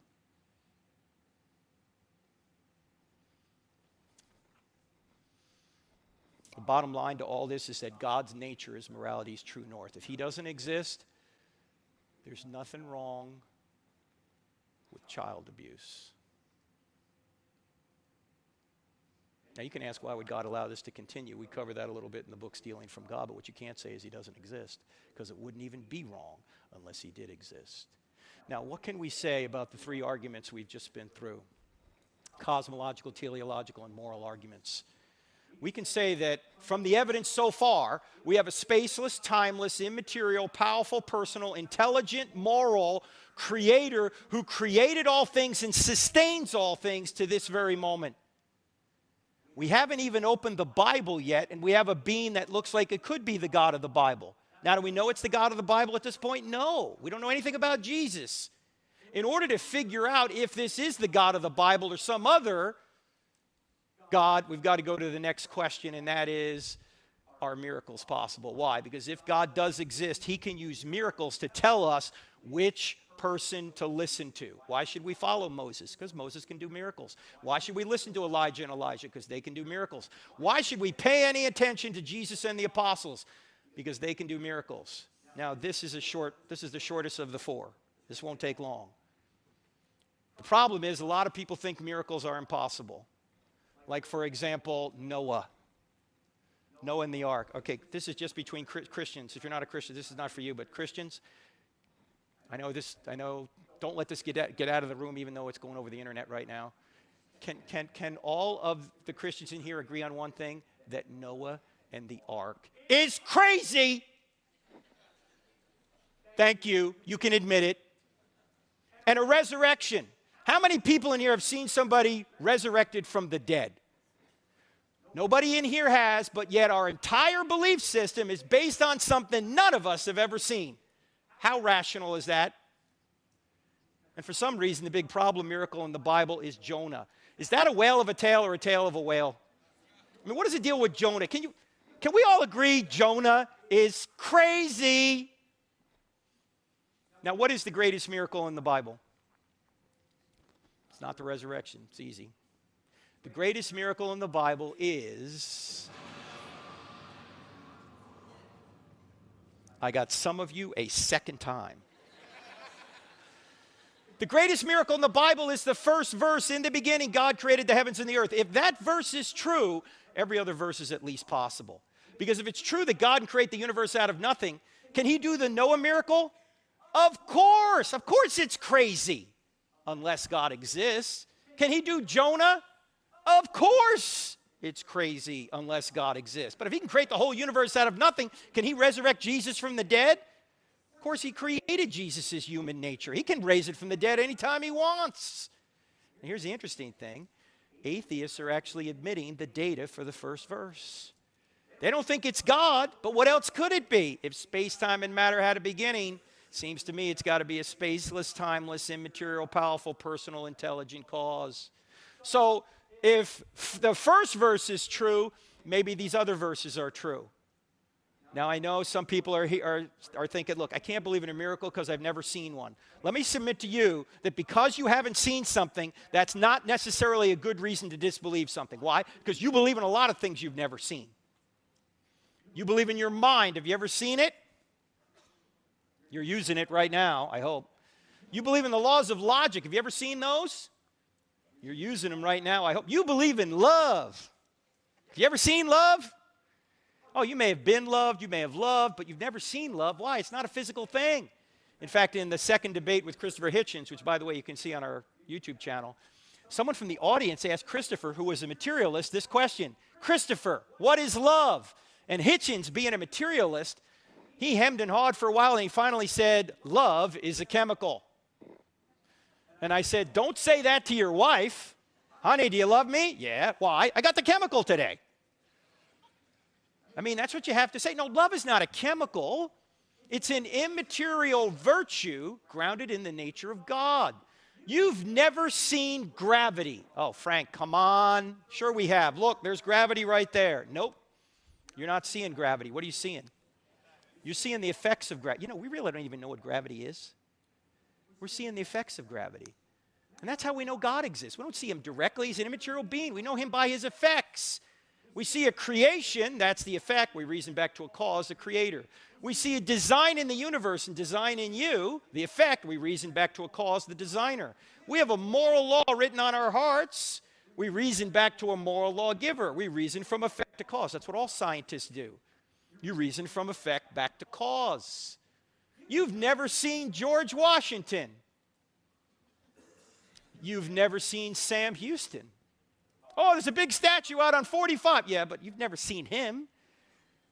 Why do you believe in him? Because he's left effects behind that are best explained by the man Sam Houston. Same thing is true with Jesus. You reason from effect to cause. And by the way, if miracles do occur, and there's one thing I need to say about this. There doesn't have to be any miracles since Jesus and the apostles for Christianity to be true. You don't need modern day miracles to show that Christianity is true. There could be zero since the first century and Christianity would still be true. Now, I think there have been. In fact, my friend Craig Keener at Asbury Seminary has written a hernia-inducing 2-volume set called Miracles, where he goes through modern day miracles, 1,100 pages. Get that if you want. But the point here is that if miracles do occur, you shouldn't expect to see many of them, if any. Why? Because in order for miracles to get our attention, they have to be rare. If they were occurring all the time, we would think there's some sort of natural event. They wouldn't get our attention. I mean, imagine if resurrections occurred routinely. What would the resurrection of Christ mean? Nothing. You go to somebody and you go, Jesus died and rose again to prove he was God. And the guy goes, so what? Uncle Leroy just rose from the dead 2 weeks ago. Now I got to give the inheritance back. No, it's got to be a rare event. That's how you know a miracle. It's against the backdrop of regular, repeatable events. They can't happen all the time. They have to be rare. So now what we're going to do is go to the final question, is the New Testament true? We know that truth exists. We know that God exists. We know that miracles are possible. In fact, the greatest miracle has already occurred, the creation of the universe out of nothing. And even atheists are admitting the data for that. Now we want to see if the New Testament documents are reliable enough. They don't need to be inerrant. They could have errors all through them. I don't think they do, but they could. We just want to see if the documents are reliable enough to let us know if one particular event took place, and that is the resurrection. Did Jesus really rise from the dead? Now, I'm going to list 8 lines of evidence. We don't have time to cover all of them. We're only going to look at 2 of them. I'm just going to list 8 lines of evidence. I don't have time to explain these, but they all begin with the letter E. They're in the Stealing from God book if you want to go further, that show that they're telling the truth. Early sources. The New Testament documents are written early, and the sources that they're writing about are even earlier. There's eyewitness details throughout the text. Also, there's embarrassing stories they never would have invented. We're going to look at that one in more detail in a minute, as well we will with excruciating deaths. Number 5, embedded confirmation. I don't have time to explain this, but if you really want to see evidence that the New Testament writers are independently witnessing the same events, just Google 2 words: undesigned coincidences. Undesigned coincidences. I call it embedded confirmation. There's books been written on this. Undesigned coincidences. Expected predictions. That deals with Old Testament prophecy. In fact, if I only had one Old Testament prophecy to make my case on, it would be Isaiah chapter 53. Extra biblical writers, people like Josephus, Suetonius, Thallus, Phlegon. These are all household names you've probably heard of. There's about 10 of them within 150 years of Jesus' life, and they give a story congruent with the New Testament. They're not eyewitnesses, but they say, hey, Jesus existed, he was crucified, his disciples believed he rose from the dead, and his disciples are willing to die for that belief. And then there's the explosive growth of the church out of Jerusalem, which is really hard to explain if Jesus' body was in the tomb. Because the Romans and the Jews could have squashed Christianity immediately by going to the Jews' own tomb and saying, here's his dead body, he hasn't resurrected, stop all this nonsense talk about the resurrection. They couldn't do that. Why? Because Jesus was still using his body. His tomb was empty. It's really hard to explain how Christianity could come out of Judaism in Jerusalem unless the tomb was empty. And apparently it was. Now, again, we only have time to do a couple of these, so let's do embarrassing stories. Embarrassing stories. What are embarrassing stories? Well, historians have a principle they use when they're trying to discover if a writer's telling the truth, an historical writer's telling the truth. One of them is called the principle of embarrassment. It goes like this. If there's something embarrassing to the author or authors, it's probably true. Why would it be true? Because you're not going to invent things that make you look bad. You might invent things that make you look good, but you won't invent things that make you look bad. In fact, let me ask you guys a question in here right now. How many people in here have ever lied to make yourself look good? If you don't have your hand up right now, you're lying to make yourself look good, and it's not working. We know you're lying. All right, how many people in here have ever lied to make yourself look bad? No, you don't do it unless you're a pool shark or something. You might do that temporarily, right? But no. Well, the New Testament writers have filled the New Testament. By the way, this is true of the Old Testament as well. But the New Testament writers have filled the New Testament with embarrassing details and stories they never would have invented. That's why we call this the Dove factor. They're not making this up. In fact, let me just give you a few of these. First of all, notice the New Testament writers depict themselves as dim-witted. They fail to understand what Jesus is saying throughout his ministry. In fact, they don't really even get his mission until he's already resurrected and ascended to heaven. And then they go, wow, I could have had a V8. But up to that point, they didn't get it. Peter, their leader, is called Satan by Jesus. Do you think they invented this? Do you think Mark, who wrote this down, said, hey, Pete, I'm going to make this a real interesting story. I'm going to have the Lord call you Satan. What do you think Peter would have said? Have him call you Satan. Look, I'm the leader. This is embarrassing. And then Peter, their leader, says, Lord, I'll never deny you. What does he wind up doing? He denies him 3 times. And then at the crucifixion, all the disciples, maybe with the exception of one, they all run away. This is like a Monty Python movie. Run away. They all run away. And who are the brave ones? The women. The women are the brave ones. Now, who wrote the New Testament down? Men. Now, what man is going to invent that he was hiding for fear of the Jews while the women went down and discovered the empty tomb? Would any man here invent that? I mean, if I was there, I'd make myself look good, wouldn't you? I'd write something down like this. Let's see, we marched right down there to that elite Roman guard and we overpowered them. That sounds pretty good, doesn't it? Peter said, get out. Philip roundhouse kicked him. Thomas said, we'll be back. And then on Sunday morning, we marched right down to the tomb, and we saw Jesus, who congratulated us on our great faith. And then we went and comforted the trembling women. I would never say it was Mr. Wimpy Pants why the women went down and discovered the empty tomb. And oh, by the way, why would you never say the women were the first witnesses in that culture? I mean, forget the fact that it's embarrassing to men, it is. But independent of that, why would you never say the women were your first witnesses? Because a woman's testimony was not considered on par with that of a man. So if you're making up the New Testament story, you'd only have the men be the first witnesses. Yet all 4 Gospels say the women were the first witnesses. In fact, one of them is a formerly demon-possessed woman. Gee, what a great witness. They all say the women were the first witnesses, which is telling us what? They were.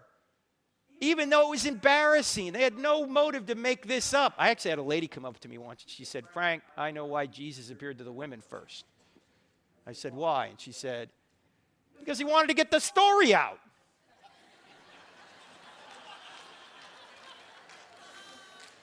I said, that is an excellent point. Because ladies, when your man comes home from work, does he say much? There could have been a nuclear explosion down at the plant. He's not going to tell you. You'll see it on the news before you hear it from him. You'll be watching the news going, hey, hon, what happened? Oh, yeah, I forgot to tell you the nuke blew up. I've been hot for 3 days.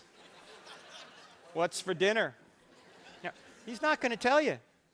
I can't even believe this next verse is in the New Testament. But you know the end of the Gospel of Matthew? This is the climax in the entire Gospel. Jesus has his disciples up on the mountain, and he's given them the Great Commission. You know the Great Commission. Go, therefore, make disciples of all nations.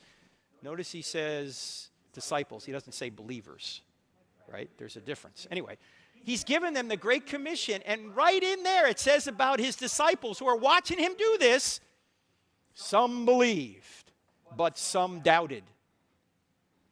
He's standing resurrected right in front of them, and they're doubting. It's like they're standing there going, you see that guy over there? Yep. That guy over there is Jesus. No, it can't be Jesus. He was just killed not long ago. No, I'm telling you, it's him. Jesus is dead. The Romans killed him. It's him. The Romans know how to kill people. They crucified him. They put a spear in his side. Blood and water came out. Jesus is dead. It's him. It can't be. It is. How do you know? The women told me. They're not making this up. There's even potentially embarrassing details about Jesus in there. In Mark chapter 3, it says his own family came to seize him and take him home because they thought he was out of his mind. They thought Jesus was out of his mind. Now, you may have heard the scholars say, well, the New Testament writers embellish Jesus to be God. Really? Then why is Mark chapter 3 in there? And it's almost universally recognized to be the earliest gospel. It's embarrassing. His own brothers don't believe in him.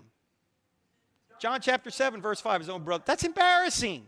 We learn later, however, that James, the half-brother of Jesus, dies as a martyr in the city of Jerusalem in 62 AD. He's basically the pastor of the church in Jerusalem. The Sanhedrin, the Jewish ruling council, throw him off the Temple Mount and then stone him to death. Who tells us this? It's not in the New Testament. Josephus, the Jewish historian, who was probably in Jerusalem at the time because he lived from 37 AD to about 100 AD, and another writer who lived later, Hegesippus, they tell us about this. James dying as a martyr for his own brother. But prior to that, he didn't think his own brother was God. James didn't. Before the resurrection, James said, yo, bro, you ain't God. After the resurrection, James must have said, yo, bro, you're God. Now, how many people in here have a brother? How many people have a brother who thinks he's God? Yeah. You don't believe in him either. Neither did James.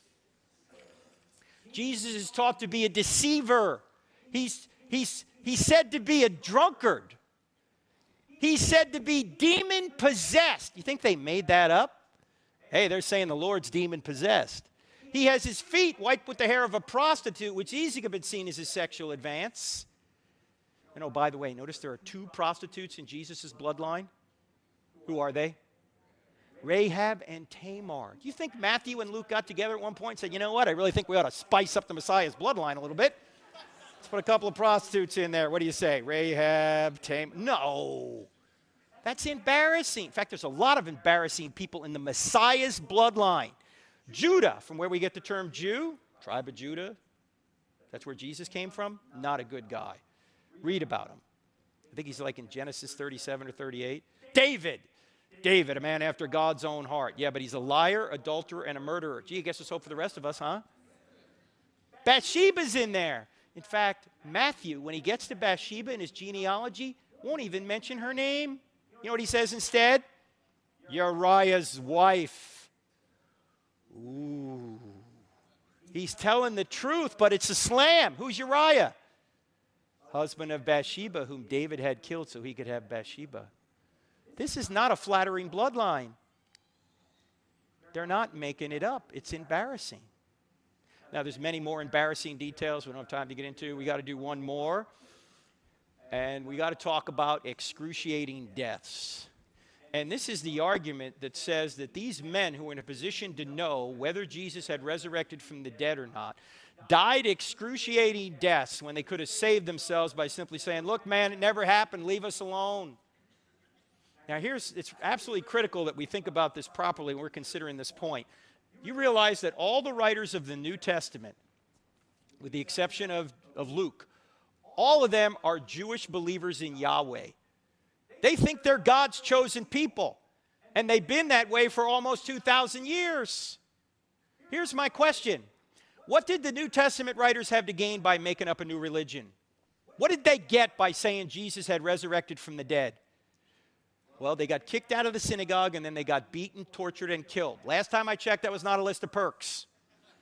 We're going to start a new religion. We are? Yeah. What's it going to get us? Well, first we get kicked out of the synagogue, and then we get beaten, tortured, and killed. Well, sign me up. What a great idea. No, I don't think so.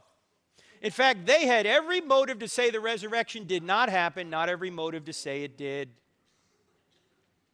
Think about this. A lot of times I get the question, if you're a Christian, you might get it too. Are there any non-Christian writers that talk about Jesus and the apostles? Yeah, they are.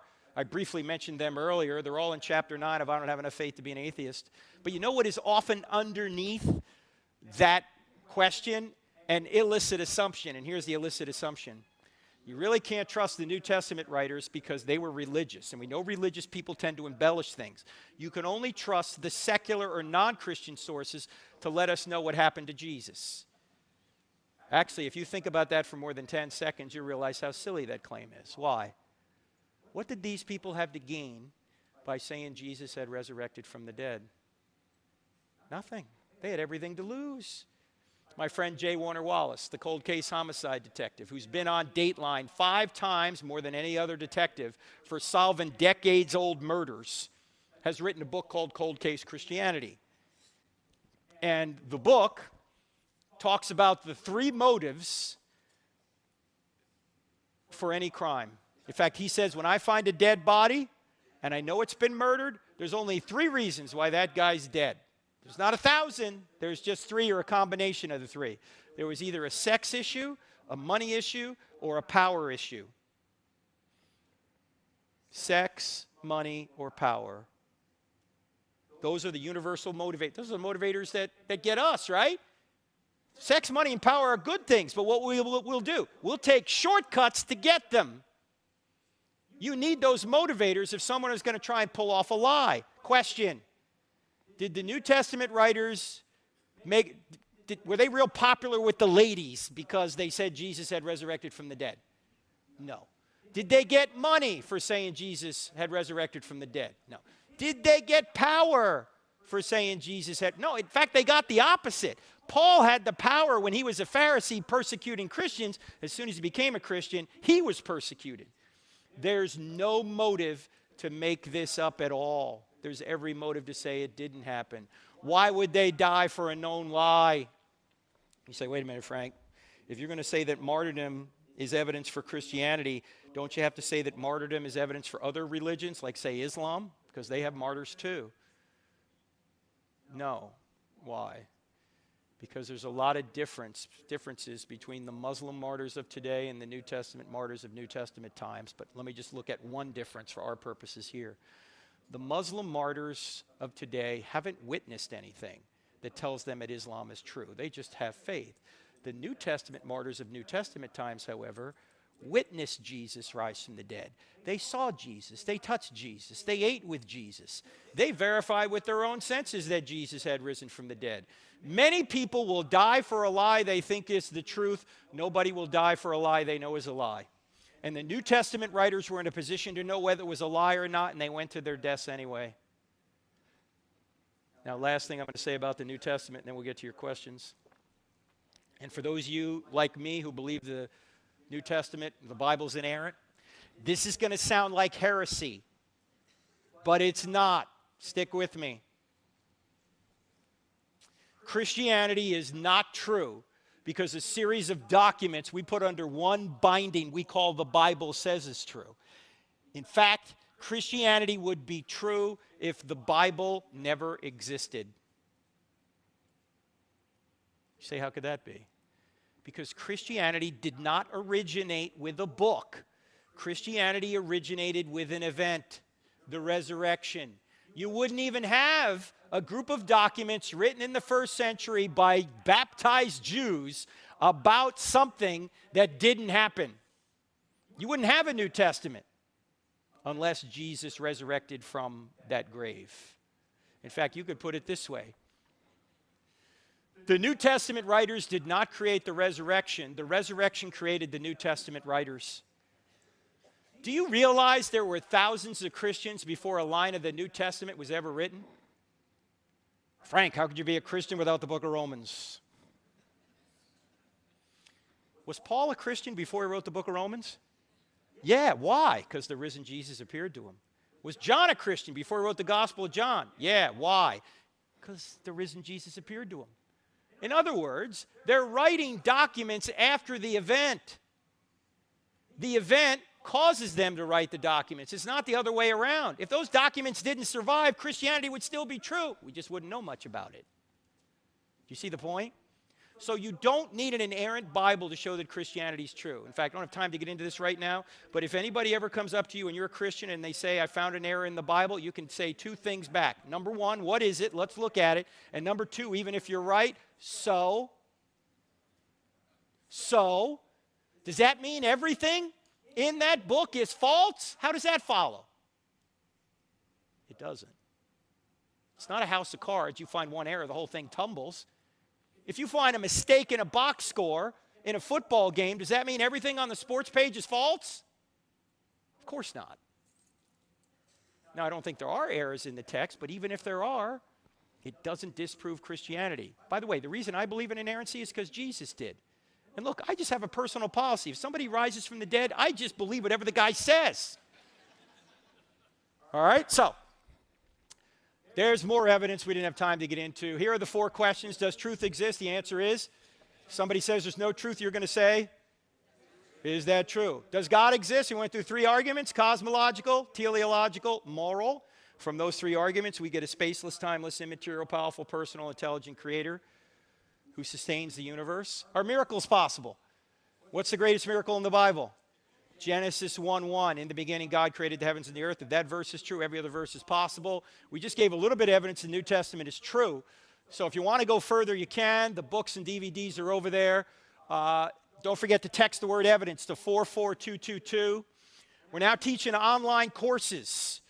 In fact, if you go to our website, crossexamine.org, I teach a course. I don't have enough faith to be an atheist. I teach stealing from God. We have Dan Wallace at Dallas Theological Seminary teaching about textual manuscripts. We have Gary Habermas, the top guy in the world, teaching on the resurrection. Sean McDowell is going to now start a new course on homosexuality in the Bible. That's going to be a hot topic. You can check all that out on our website. YouTube, Twitter, and Facebook. We're streaming this right now. Hello, folks on Facebook and YouTube. In fact, if you go to our YouTube channel, there's over 700 short Q&A videos from the college campus that you can share with other people on questions that are normally asked on a college campus, so check that out. In fact, we're so into YouTube, Twitter, and Facebook, we've actually combined these 3 into one social media platform. We call it UTwitface. It's kind of a Jersey thing. Have you guys signed up for UTwitface yet? We're on radio Saturday, DirecTV Wednesday nights, and if you don't do anything else, download the free Cross-Examined app. 2 words in the App Store. Cross-Examined.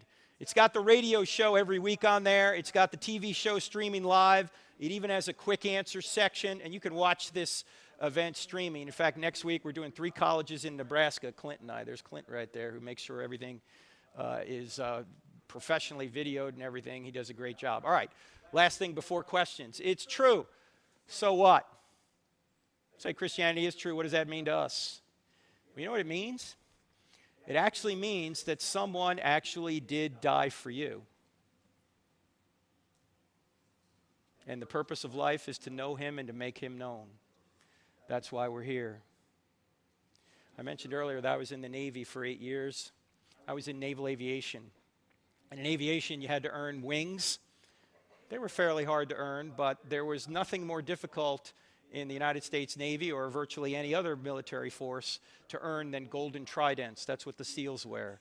Very few people that start SEAL training make it through, 5, 10, maybe 15%. Those that do make it through wear that golden trident with pride. It is their military identity.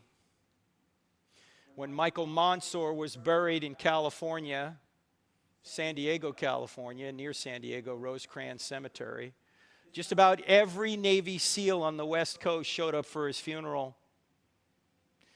And when they passed his casket, they took off their tridents and they pressed them into his casket.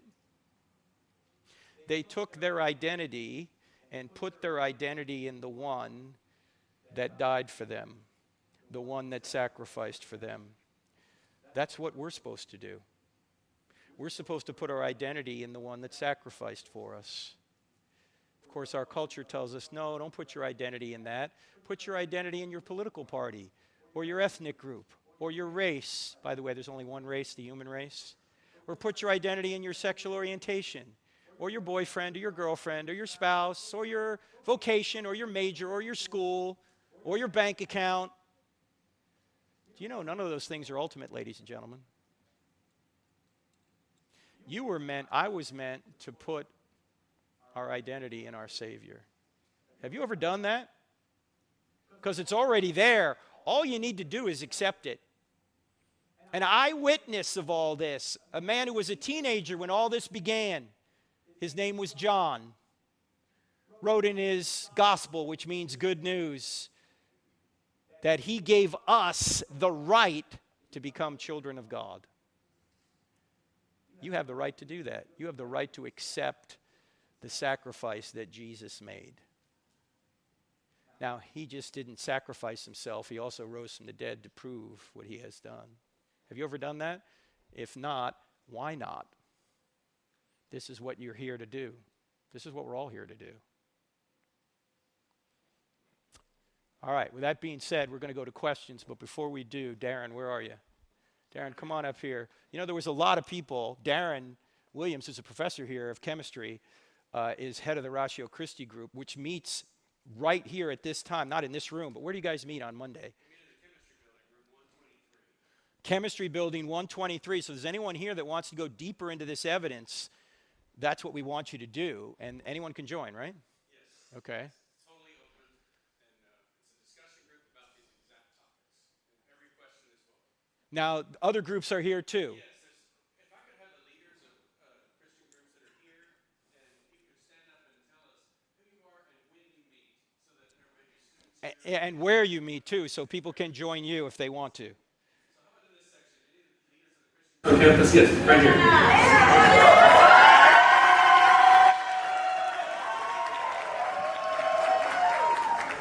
My name is Gavin. I'm the college pastor at University Heights Baptist Church. We meet on Tuesday nights at University Heights Baptist Church. It's off of Sycamore, 2400 Sycamore. Thank you, Gavin. Who else? Anyone else? Where's BCM? I know BCM's here, right? Are they here? When does BCM meet? Where? The BSM. When The y'all meet? BSM. Okay, come on. Here we go. Jordan. Our director's at a basketball small group, so he's not here. But the BSM meets Thursdays at 7 at the actual BSM building, which is just right outside of the LC. And it's Thursdays at 7. Thank you. Who else? Anybody else? Over here. I know we got some Chi Alpha folks here. I'm Trevor with Chi Alpha. We have our services Thursdays at 7 at a church here in town, or I think in the CJ building. Yeah. And so we meet there. We also have small groups, so yeah, feel free to reach out. Anybody else? Anyone else? Come on up. Just yell it out. Yeah. Repeat it. We're kind of a small outfit, but the Episcopal Student Center meets Wednesdays at 5 at the Canterbury House. It's just down the street from us. Excellent. Episcopal Student Center, what night?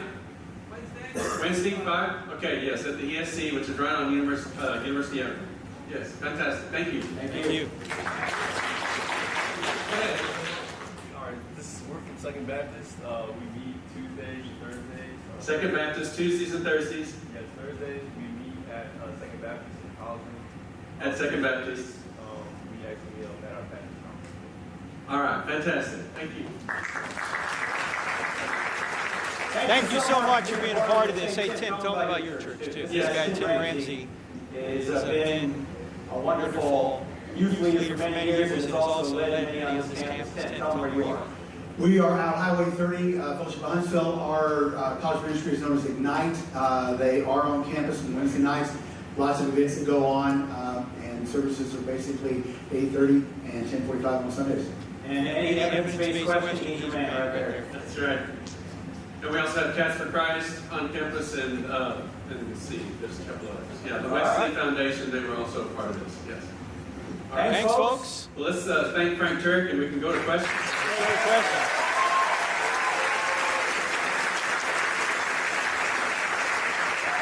Thank you. And since no one likes to ask the first question, we'll move right on to the second question. So right up here at the mic, because we got to get you on video. It's going to be on the internet, like right now live. So come on up to the mic if you would. You don't have to wait till this gentleman sits down. You can line up behind him. It'll save time. Yes, sir. What's your name? My name is Levi. Say again? Levi. Hey, Levi. So this question's not really like a super sexy theological question or anything. I only do but- sexy, man. Sorry. I can't help you then. But it's, if God is all that you say he is, all powerful, even powerful enough to create all the unfathomable stars of the universe, and likewise the microscopic universe that is human conception, why would he be so concerned about me? Why am I worthy enough of something so unspeakably magnificent? Wow, great question, Levi. Because you, out of all the creatures we know about and all the things we know about, are made in his image. In other words, you have qualities like God, not exactly like God, but analogous to what God has, and he has put you here on this earth to be his ambassador. So Paul literally says that God makes his appeal through you. He makes his appeal through me and anybody else who is a believer. So he is a loving being who shares his love with his creatures, and he made you in his image to share his love with you, and so you could pass that love on to others. Thanks. All right, thank you, Levi. Great question. Hey, Yes, sir, Frank. what's your name? My name's Christian. Christian. Hey, Brad, can you bring up oh, these are not monitors, are they? Okay. Sorry. Go ahead. Go ahead, Christian. All Sorry. right, so my question is for the Christians in the room, kind of on their behalf. Uh-huh. What would you say to a Christian who they look at the field of apologetics, they look at your books, and they stop and they say, there's no way I can do that. There's No way I can do what? Apologetics. No way I can study it. No way I can engage in it. It's not worth it. What would you say to them? Well, it depends on to what degree you mean. I mean, all of us have different capacities and different affinities. That's why in Christianity, there's a body. Some people are good at certain things and other people are good at other things. But if you read the scriptures and you also just think logically, that a certain amount of defense of the faith is something that everyone needs to do. Yeah. Because, of course, Jesus said when he's asked what's the greatest commandment, love the Lord your God with all your heart, soul, strength, and mind. Peter says, always be ready to give a reason for the hope that you have. Paul says, I'm set in defense of the gospel, and we're to demolish arguments and take every thought captive to Christ. And it just makes logical sense. Why should you be a Christian and not an atheist? Or why should you be a Christian and not a Muslim? Or why should you be a Christian and not anything else? In fact, if Christianity is true, and I think it is, it's literally the only worldview that actually you can get historical verification for. And so it is a situation where we should be using evidence because it's the one thing we have that other worldviews don't. Cool. Answers my question. All right. Appreciate Thank it. you. Good question, Christian. By the way, before we go to the next question, if you guys could help us out with a survey, if you text the word event to this number, we're going to ask you 3 questions, and you can just respond very quickly right there on your cell phone. Yes, sir. What's your name? Stephen Garner. Hey, Steve. I've been waiting for my atheist friend to send me his best question, and he doesn't respond for the first time. Okay. Any other time, he won't be quiet. But God bless him. So I guess I have an interesting question, but first I'd like to say thank you and God bless your ministry here. Yeah. Thank you, Steve. Thank you. I was a hopeless alcoholic for the better part of 20 years. And I could not stay sober for probably more than 3 months at a time. Right now I'm celebrating 3 years sober. And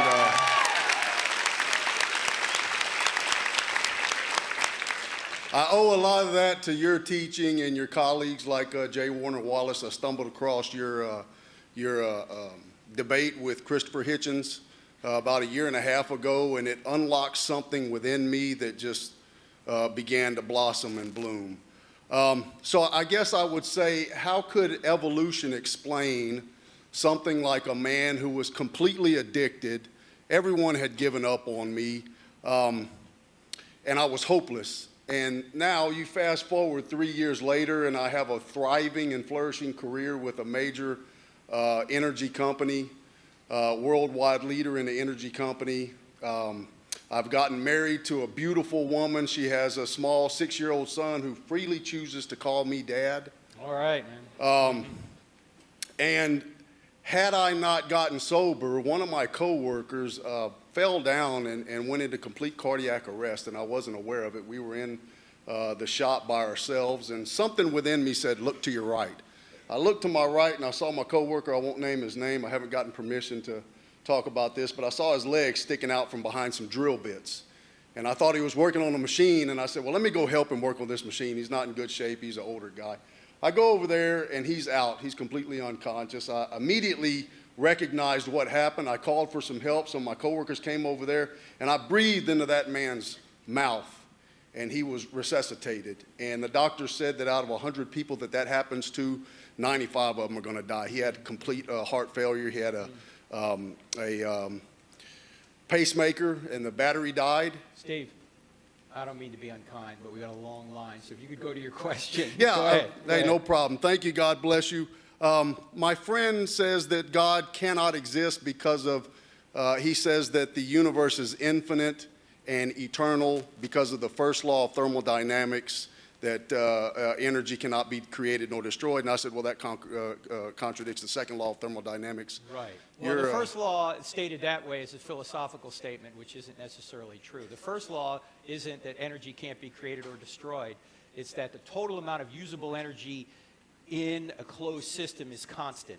So as time goes on, the amount of usable energy decreases and the amount of unusable energy increases. One day we're going to go to heat death, and everybody knows that. And so all scientists know this now, that the universe had to have a beginning, because if we're in a closed system, there's only so much energy in there. If the universe was eternal, we'd have run out of energy a long time ago. It'd be like if you had been driving your car from all eternity, it wouldn't have any gas right now.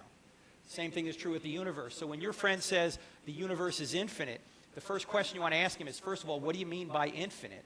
And then second, how did you come to that conclusion?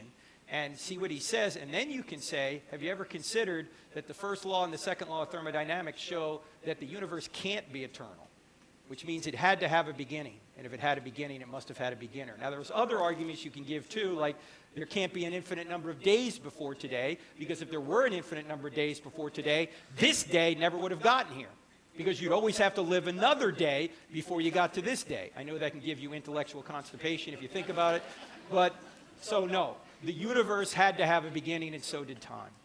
All right? Thank you. Thank you. Where can I buy your book at? Thank you, Steve. Over there, if there's any more left. But thank you for what you're doing, brother. And congratulations on your recovery. Yes, sir. What's your name? Cameron.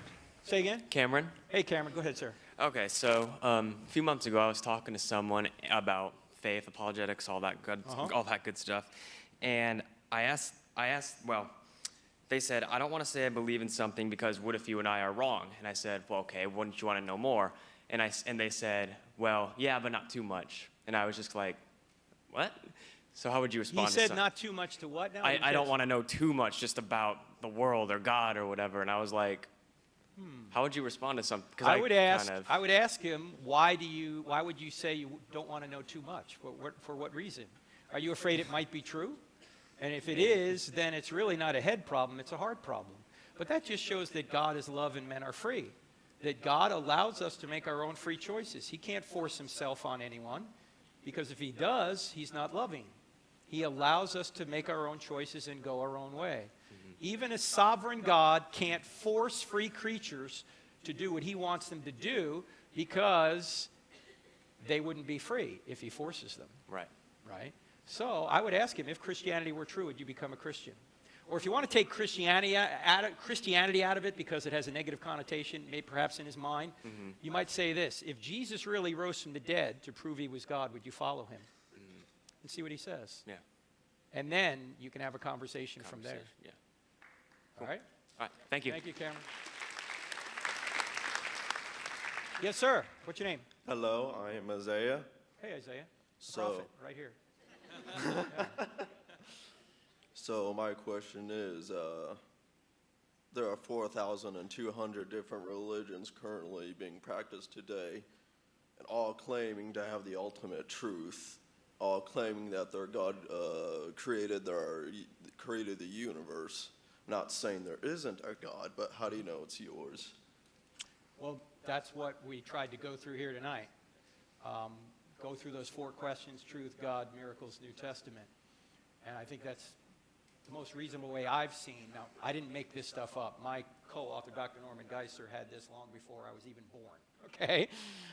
He's the mind behind the entire I Don't Have Enough Faith to Be an Atheist book. He had that outline long before I ever met him.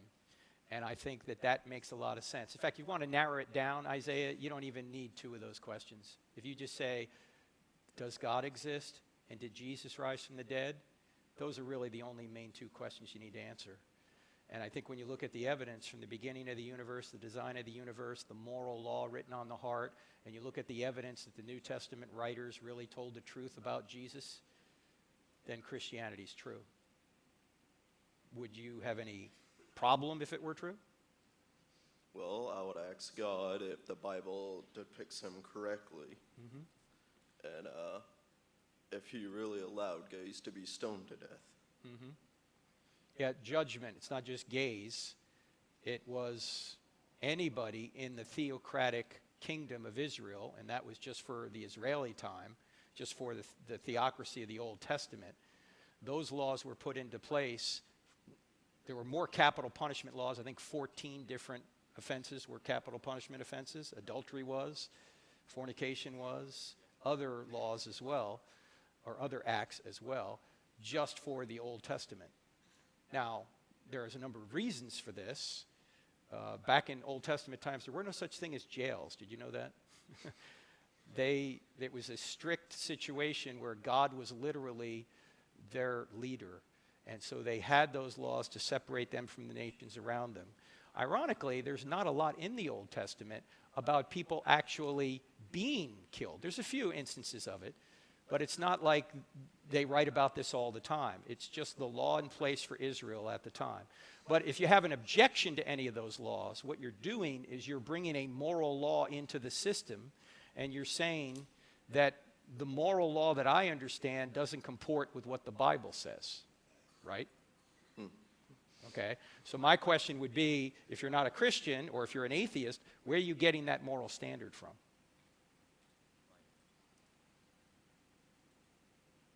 Sorry, this is first time speaking in public. Oh, you're fine, man. Okay, don't worry. I get it. No, I'm just saying, think about whenever, and there's a lot of moral questions about the Old Testament. I agree. The Old Testament is a minefield for Christians and Jews because there's a lot of things in there that don't comport with modern sensibilities.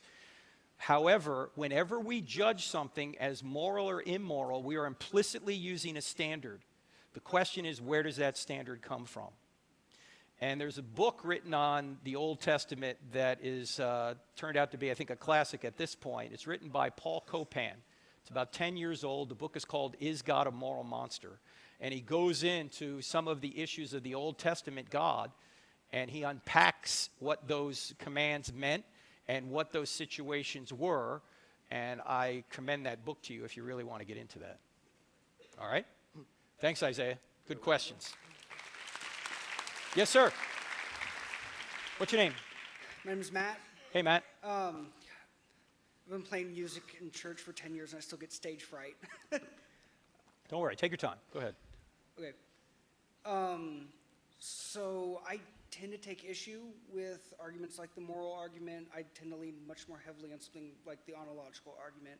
Okay. And I guess my main issue with the moral argument has been for a long time that Christianity itself is so varied and it's so diverse between churches and denominations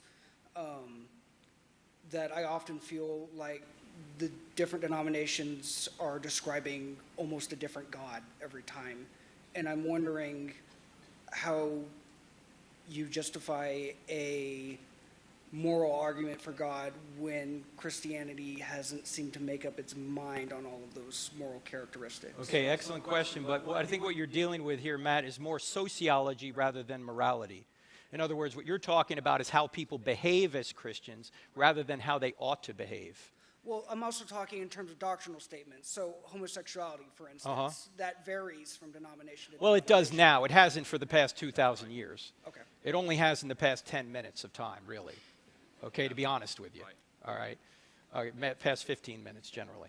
And that's a question that people are struggling over right now for good reason because it affects a lot of people, okay? That's one of the reasons we're having this course with Sean McDowell. But in any event, this is a recent development. over the centuries, Christians have been pretty uniform on moral practices. Have Christians committed atrocities? Yes, they have. There's no question about that. In fact, one of the things I commended Christopher Hitchens in one of our debates was, Christopher, a lot of what you say in your book is true. How religion, you know, God is not great, how religion poisons everything. Religious people have done a lot of evil things. But that only makes sense if there's a God, because there's no such thing as evil unless there's a standard of good. So I always tried to get him to admit you're using a standard that you have no, you're stealing a standard from God in order to say God is evil or Christians have been evil. In fact, I said to him in our second debate, I said, Christopher, I'm a hypocrite. I can't live up to what Jesus told me to live up to. But if I could, I wouldn't need Jesus. I wouldn't need a Savior. And when people say I can't go to church because there's too many hypocrites down there, I always say, come on down, pal. We got room for one more. We're all hypocrites. We are. We're fallen. So that's why we need a Savior. But back to your question about the different denominations. I just did an hour-long podcast on why are there so many denominations. You got time? No. All right. You can listen to it if you want, but let me just give you the 1-minute answer to that. The reason why there are a lot of denominations is because there's a lot of people. And people tend to disagree. It's not God's problem that we disagree. It's our problem that we disagree. But with that being said, of the 3 major branches of Christianity, Greek Orthodox, Roman Catholicism, and Protestantism, those that believe the Bible is true, they agree on more than what they disagree on. Every one of those major divisions agree that grace is necessary. There is a God. You are not him. Jesus came, lived a perfect life, died in your place. By trusting in him, you can have your sins forgiven and bring the kingdom to this world ultimately. Jesus is going to come back and do that. They all believe that. They all believe grace is necessary. They may add works, but they believe grace is necessary and Jesus is necessary. In fact, let me put it this way. Let's just use Roman Catholics and Protestants for a minute. Conservative Roman Catholics and conservative Protestants have more in common with one another than they do with their liberal counterparts. Yes. In other words, conservative Catholics have more in common with the conservative Protestants than they do with liberal Catholics. And liberal or conservative Protestants have more in common with conservative Catholics than they do with liberal Protestants. In fact, as my co-author, Dr. Norman Geisler, used to say, these leftist mainline Protestant churches, in his view, were nothing but hymn-singing Rotary clubs. They didn't really believe the Bible is true. Some of them didn't even believe God existed. So they're not really considered Christian in the Orthodox sense of the word. Okay. Does that make sense? Yes, sir. All right. Thanks, Matt. Good question. Yes, sir. Hello, Dr. Turek. I first just want to say I really appreciate what you're doing. I don't have enough faith to be an atheist. I bought that book, and I'm familiar with Dr. Geisler and Chosen But Free and some of his work. Before I ask my question, I just want to say I really appreciate Isaiah's question about in the midst of many religions and many views of God in the world. I'd like to invite him to, if I may share the difference later, the uniqueness of the gospel in the midst of all different religions. Yeah, let me do that very briefly in the sense that every other religion is do this, do this, do this to work your way to God. Christianity is the only religion, if you will, where you don't do anything. Christ has done it all. In other words, you're not. Every other religion is trying to work their way to God, whereas in Christianity, God works his way to you. He's out seeking you. He's done all the work. All you do is trust in him. Thank you for that. Grace is the key. I wanted to share just that. Go ahead. So What's your name, by the way? My name is James Nunez. Go ahead, James. Go ahead. So I just have a question in terms of something you brought up earlier. You kind of touched on the uniformity in nature. I encounter a lot of atheists that will bring up, well, I don't believe in God because of science. How much do we hear that? We hear that pretty often, right? Well, my question, because I really enjoy these books, do you recommend a book on the fact that to do science in the first place depends upon inductive reasoning? Well, there's a chapter in Stealing from God that deals with that. Great. But if you want more, like a more robust book on, say, that, J.P. Moreland has a new book on scientism, which would be helpful. Great. So that would be good. But when somebody says something like that, James, you don't have to refute what they say. They have to support what they say. So if he says, I don't believe in God because of science, you've got to ask 3 questions. The first question is, what do you mean by that? What do you mean by you don't believe in God by science? How does science disprove God? What is it? How do you, explain that to me. Right. Secondly, how did you come to that conclusion? And then thirdly, you can offer some evidence back when you say, have you ever considered that the very reason we can do science is because this universe is orderly? There's orderly cause and effect, but that seems to imply there's an orderer.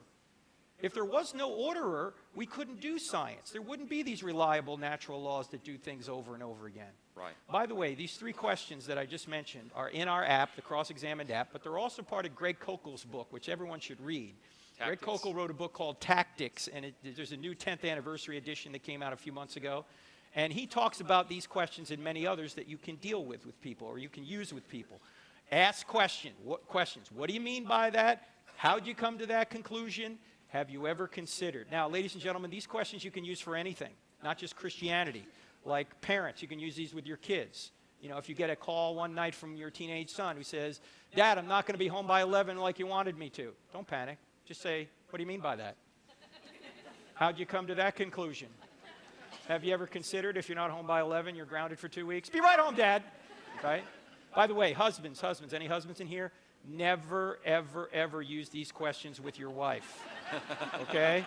Because if she calls you an idiot, don't say, what do you mean by that? How did you come to that conclusion? Because she's going to have a list 25 years long and you're toast.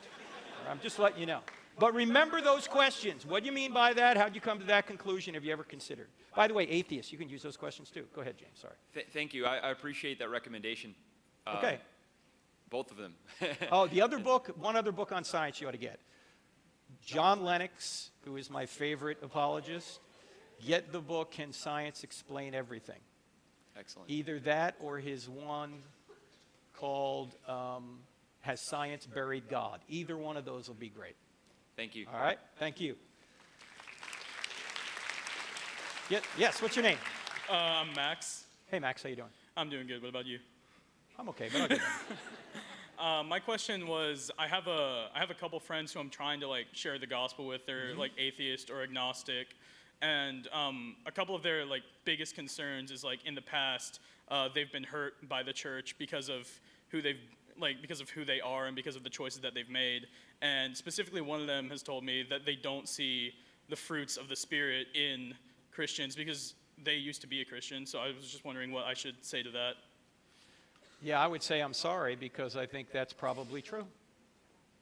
But what did Jesus say?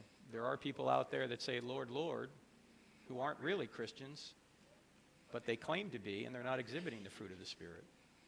But for someone to say they haven't met anyone that's exhibited the fruit of the Spirit, that doesn't mean Christians aren't out there who are.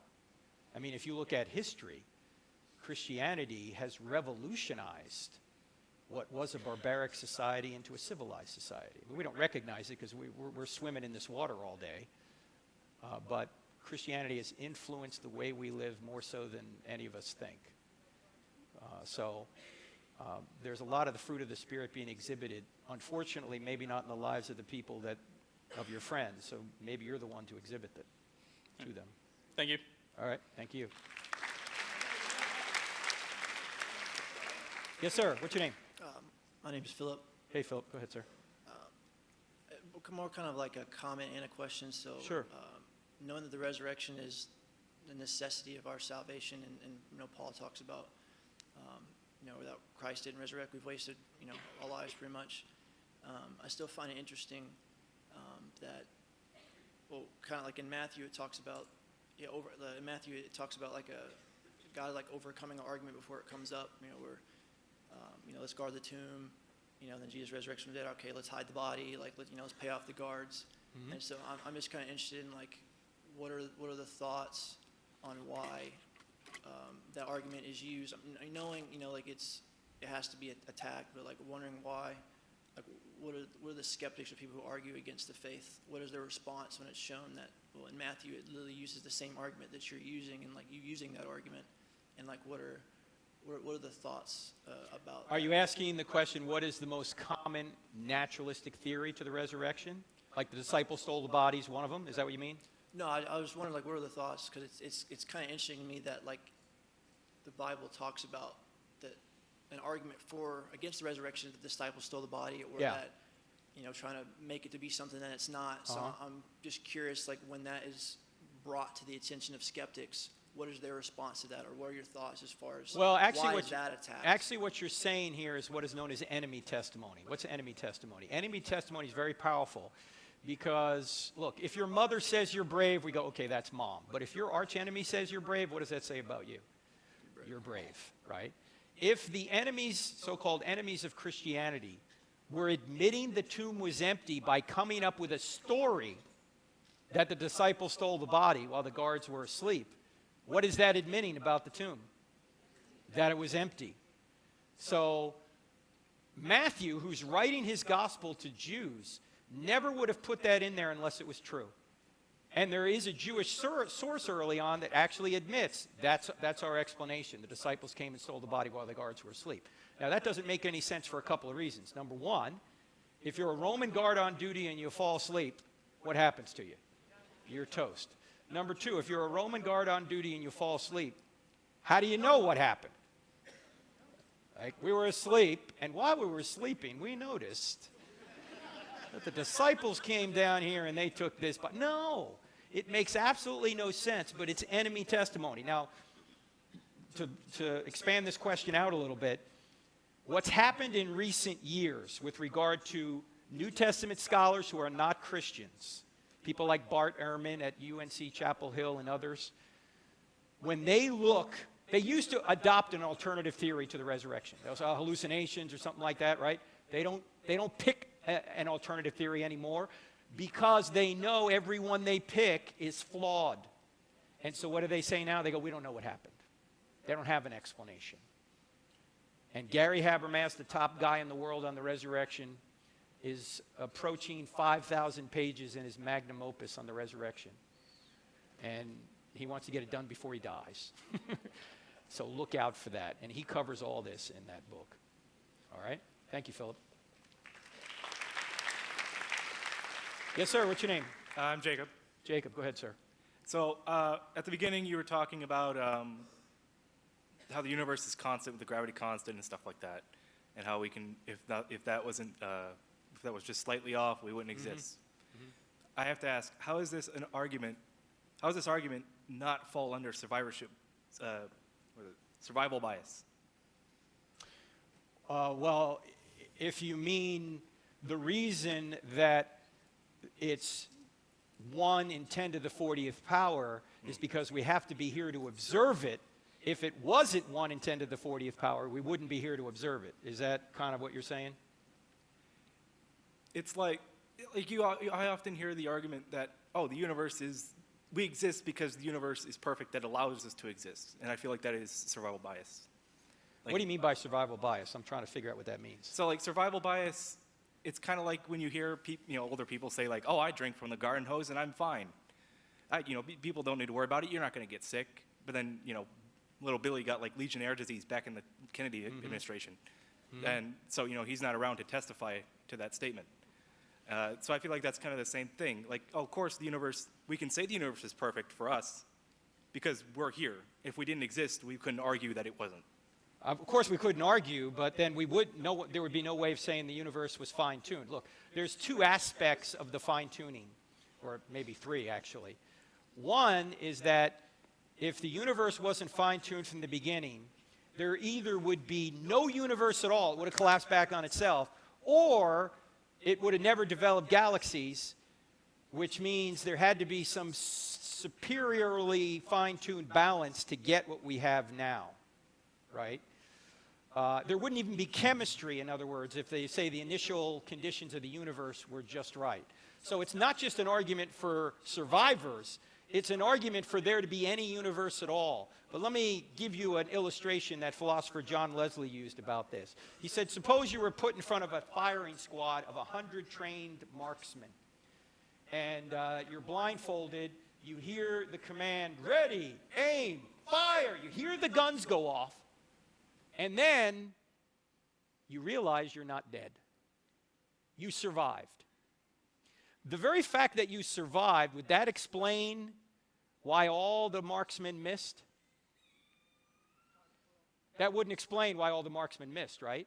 Well, no. I'd just say you got lucky. That luck is not an explanation, right? You would have to say, okay, this thing was rigged, they all had blanks in their guns, or they all fired away from me on purpose, you wouldn't say that because I'm still alive, that explains why I'm still alive. It's the same thing true with the fine-tuning. Because we're alive, that doesn't explain why we're alive. Of course we have to be alive to explain it, but the fact that we're alive doesn't explain why we're alive. Just like the survivor, you being a survivor of a firing squad, because you're alive doesn't explain why you're alive. You then have to ask around and figure out why are you still alive. Does that make sense? It's interesting. I'll think about it. Okay, good. That's all I ask. Thank you. Yes, sir. Hi, Frank. My name's Richard James. James, you said? Richard. James. Richard. Yes, Sorry, sir. go ahead, sir. I just want to tell you thank you, first of all. I drove an hour and 20 minutes to be here. First, to be able to tell you that. Thanks, brother. I was saved a year ago this month, and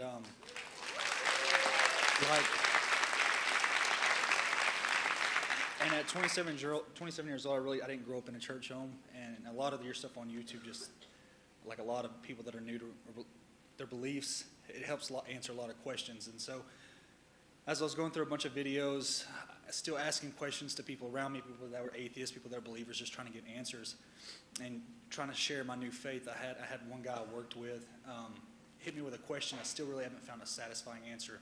So on my way up here, I've been thinking, well, what am I going to ask you? Because I've watched just about everything. And his question hit me, and I was asking, well, what do you think happens after death? And he said, the same thing before I was born. It's just nothing. Mm-hmm. And I guess my question is, did we exist before? Were we created when we were created in the womb? I guess that's really what it is. I would think the answer biblically is yes, we were created when your father sent those soldiers down to your mother's egg. Yeah.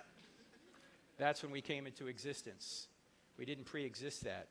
But if he's not convinced by the resurrection evidence, and I don't know if he's ever looked at it, you might ask him, have you really done a lot of reading? In fact, let me just say this.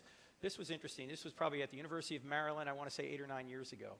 We were doing some Q&A. This is after the presentation was over. We're just kind of standing around talking. A bunch of atheists were talking. We're having a conversation. And this one young man who was an atheist was talking about the New Testament in a disparaging way, and it didn't appear to him like he even knew what the New Testament said. And so I finally stopped and I asked him, I said, have you ever read the New Testament? He was flummoxed. He never read it. And I said, look, man, I don't care where you're from. I don't care how you were brought up. Jesus of Nazareth is inarguably the most influential human being in the history of the world. If you call yourself a seeker of truth, you have to at least read what he allegedly said. You may think it's wrong. You may think it's bunk. But don't tell me you're searching for truth when you haven't even read it. And I find that too often among people that I deal with who are not Christians. They haven't even read the text, much less investigated whether or not it's true. So with your friend, I would ask, have you really taken a serious look at this? Are you really seeking for truth? Or is it possible that you're looking for ways to maybe disparage Christianity so you can feel better about yourself so you can do what you want to do? Yes, appreciate it. Thank you. All right. Thank you. Yes, ma'am. What's your name? Ellen, Hey, Ellen. How are you? I just want to say, as before others have, thank you for coming here and speaking. Yes, ma'am. Thank you for being here. My question. In the days that we are living with all the wickedness that is going on, how do we defend Christianity to those who might be atheists as they can excuse or accept what goes on? When you say excuse or accept, what do you mean by that? With all the human trafficking, with crimes against children, women, stuff that's going on. See, we read in the New Testament, in Revelation, in 1 Thessalonians, 2 Thessalonians, and Scripture alludes to, in the latter days, perilous times shall come. Yeah. Well, I think that, first of all, nobody knows when Jesus is coming back. Right. Because, we yeah, don't, as we a don't man, know that. Jesus did know. He did know as Right. God, but not as a man. So if Jesus didn't know, there's nobody on TV that knows, okay? Right. Things have been bad. They've been worse, actually, in history. If you go to the Roman Empire, things were actually worse. And I don't know when Jesus is coming back. I know that Jesus can come back at any moment. Right. And when you read documents like 1st and 2nd Timothy, where Paul says in the last days people are not going to put up with sound doctrine, but they're going to get teachers around them to let them say whatever their itching ears want to hear. That's been going on for a long time. So I don't know if we're at the end time or not. But I will say that if anybody who is an atheist says that something is wrong, and they always do, I would just ask them, by what standard are you saying that's wrong? Right. It's just your personal opinion, or is there a standard beyond you? Because as soon as you say there's a standard beyond you, you're back to God. Right. That's why I'm saying they have to steal from God when they're trying to argue against him. Right. All right? Thank you. Thank very you, much. Ellen. Now, I want to be respectful of these guys. I know Brad over here has been running sound for us. Brad, how you doing? They have to flip this room tonight because it's 7 a.m. tomorrow. There's a convention going in here, so we only got about 5 minutes left because there's a crew coming in here to flip this room. So we'll try and do these last two very quickly.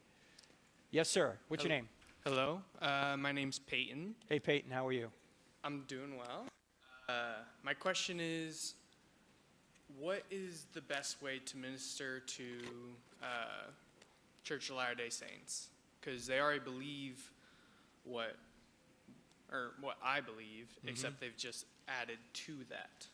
Right. If you probe a little bit, their Jesus is not the Jesus of the New Testament, the Mormon view. Now, here's one thing that I think we all have to be aware of. If someone says they're a Mormon or a Baptist or a Catholic or a Greek Orthodox, that doesn't mean they agree with everything in that official doctrinal statement.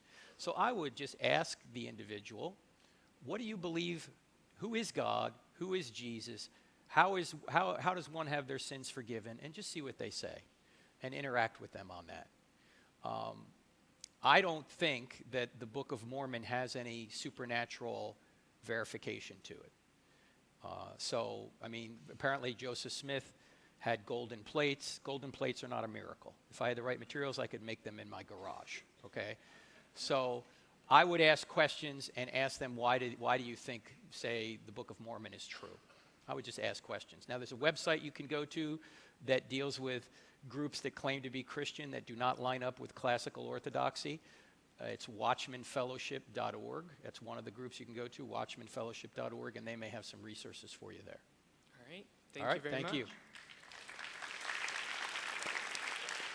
Yes, sir. What's your name? Two quick questions. Yes, sir. One is the Sabbath. Why it's not recognized on Saturday instead of Sunday, and if it's commanded by God and not by man, then why would they change it to Sunday? Okay. And all right, let me do that one first because I'll forget the second one by the time we're done there. What's your name, by the way? Kevin. Hey, Kevin.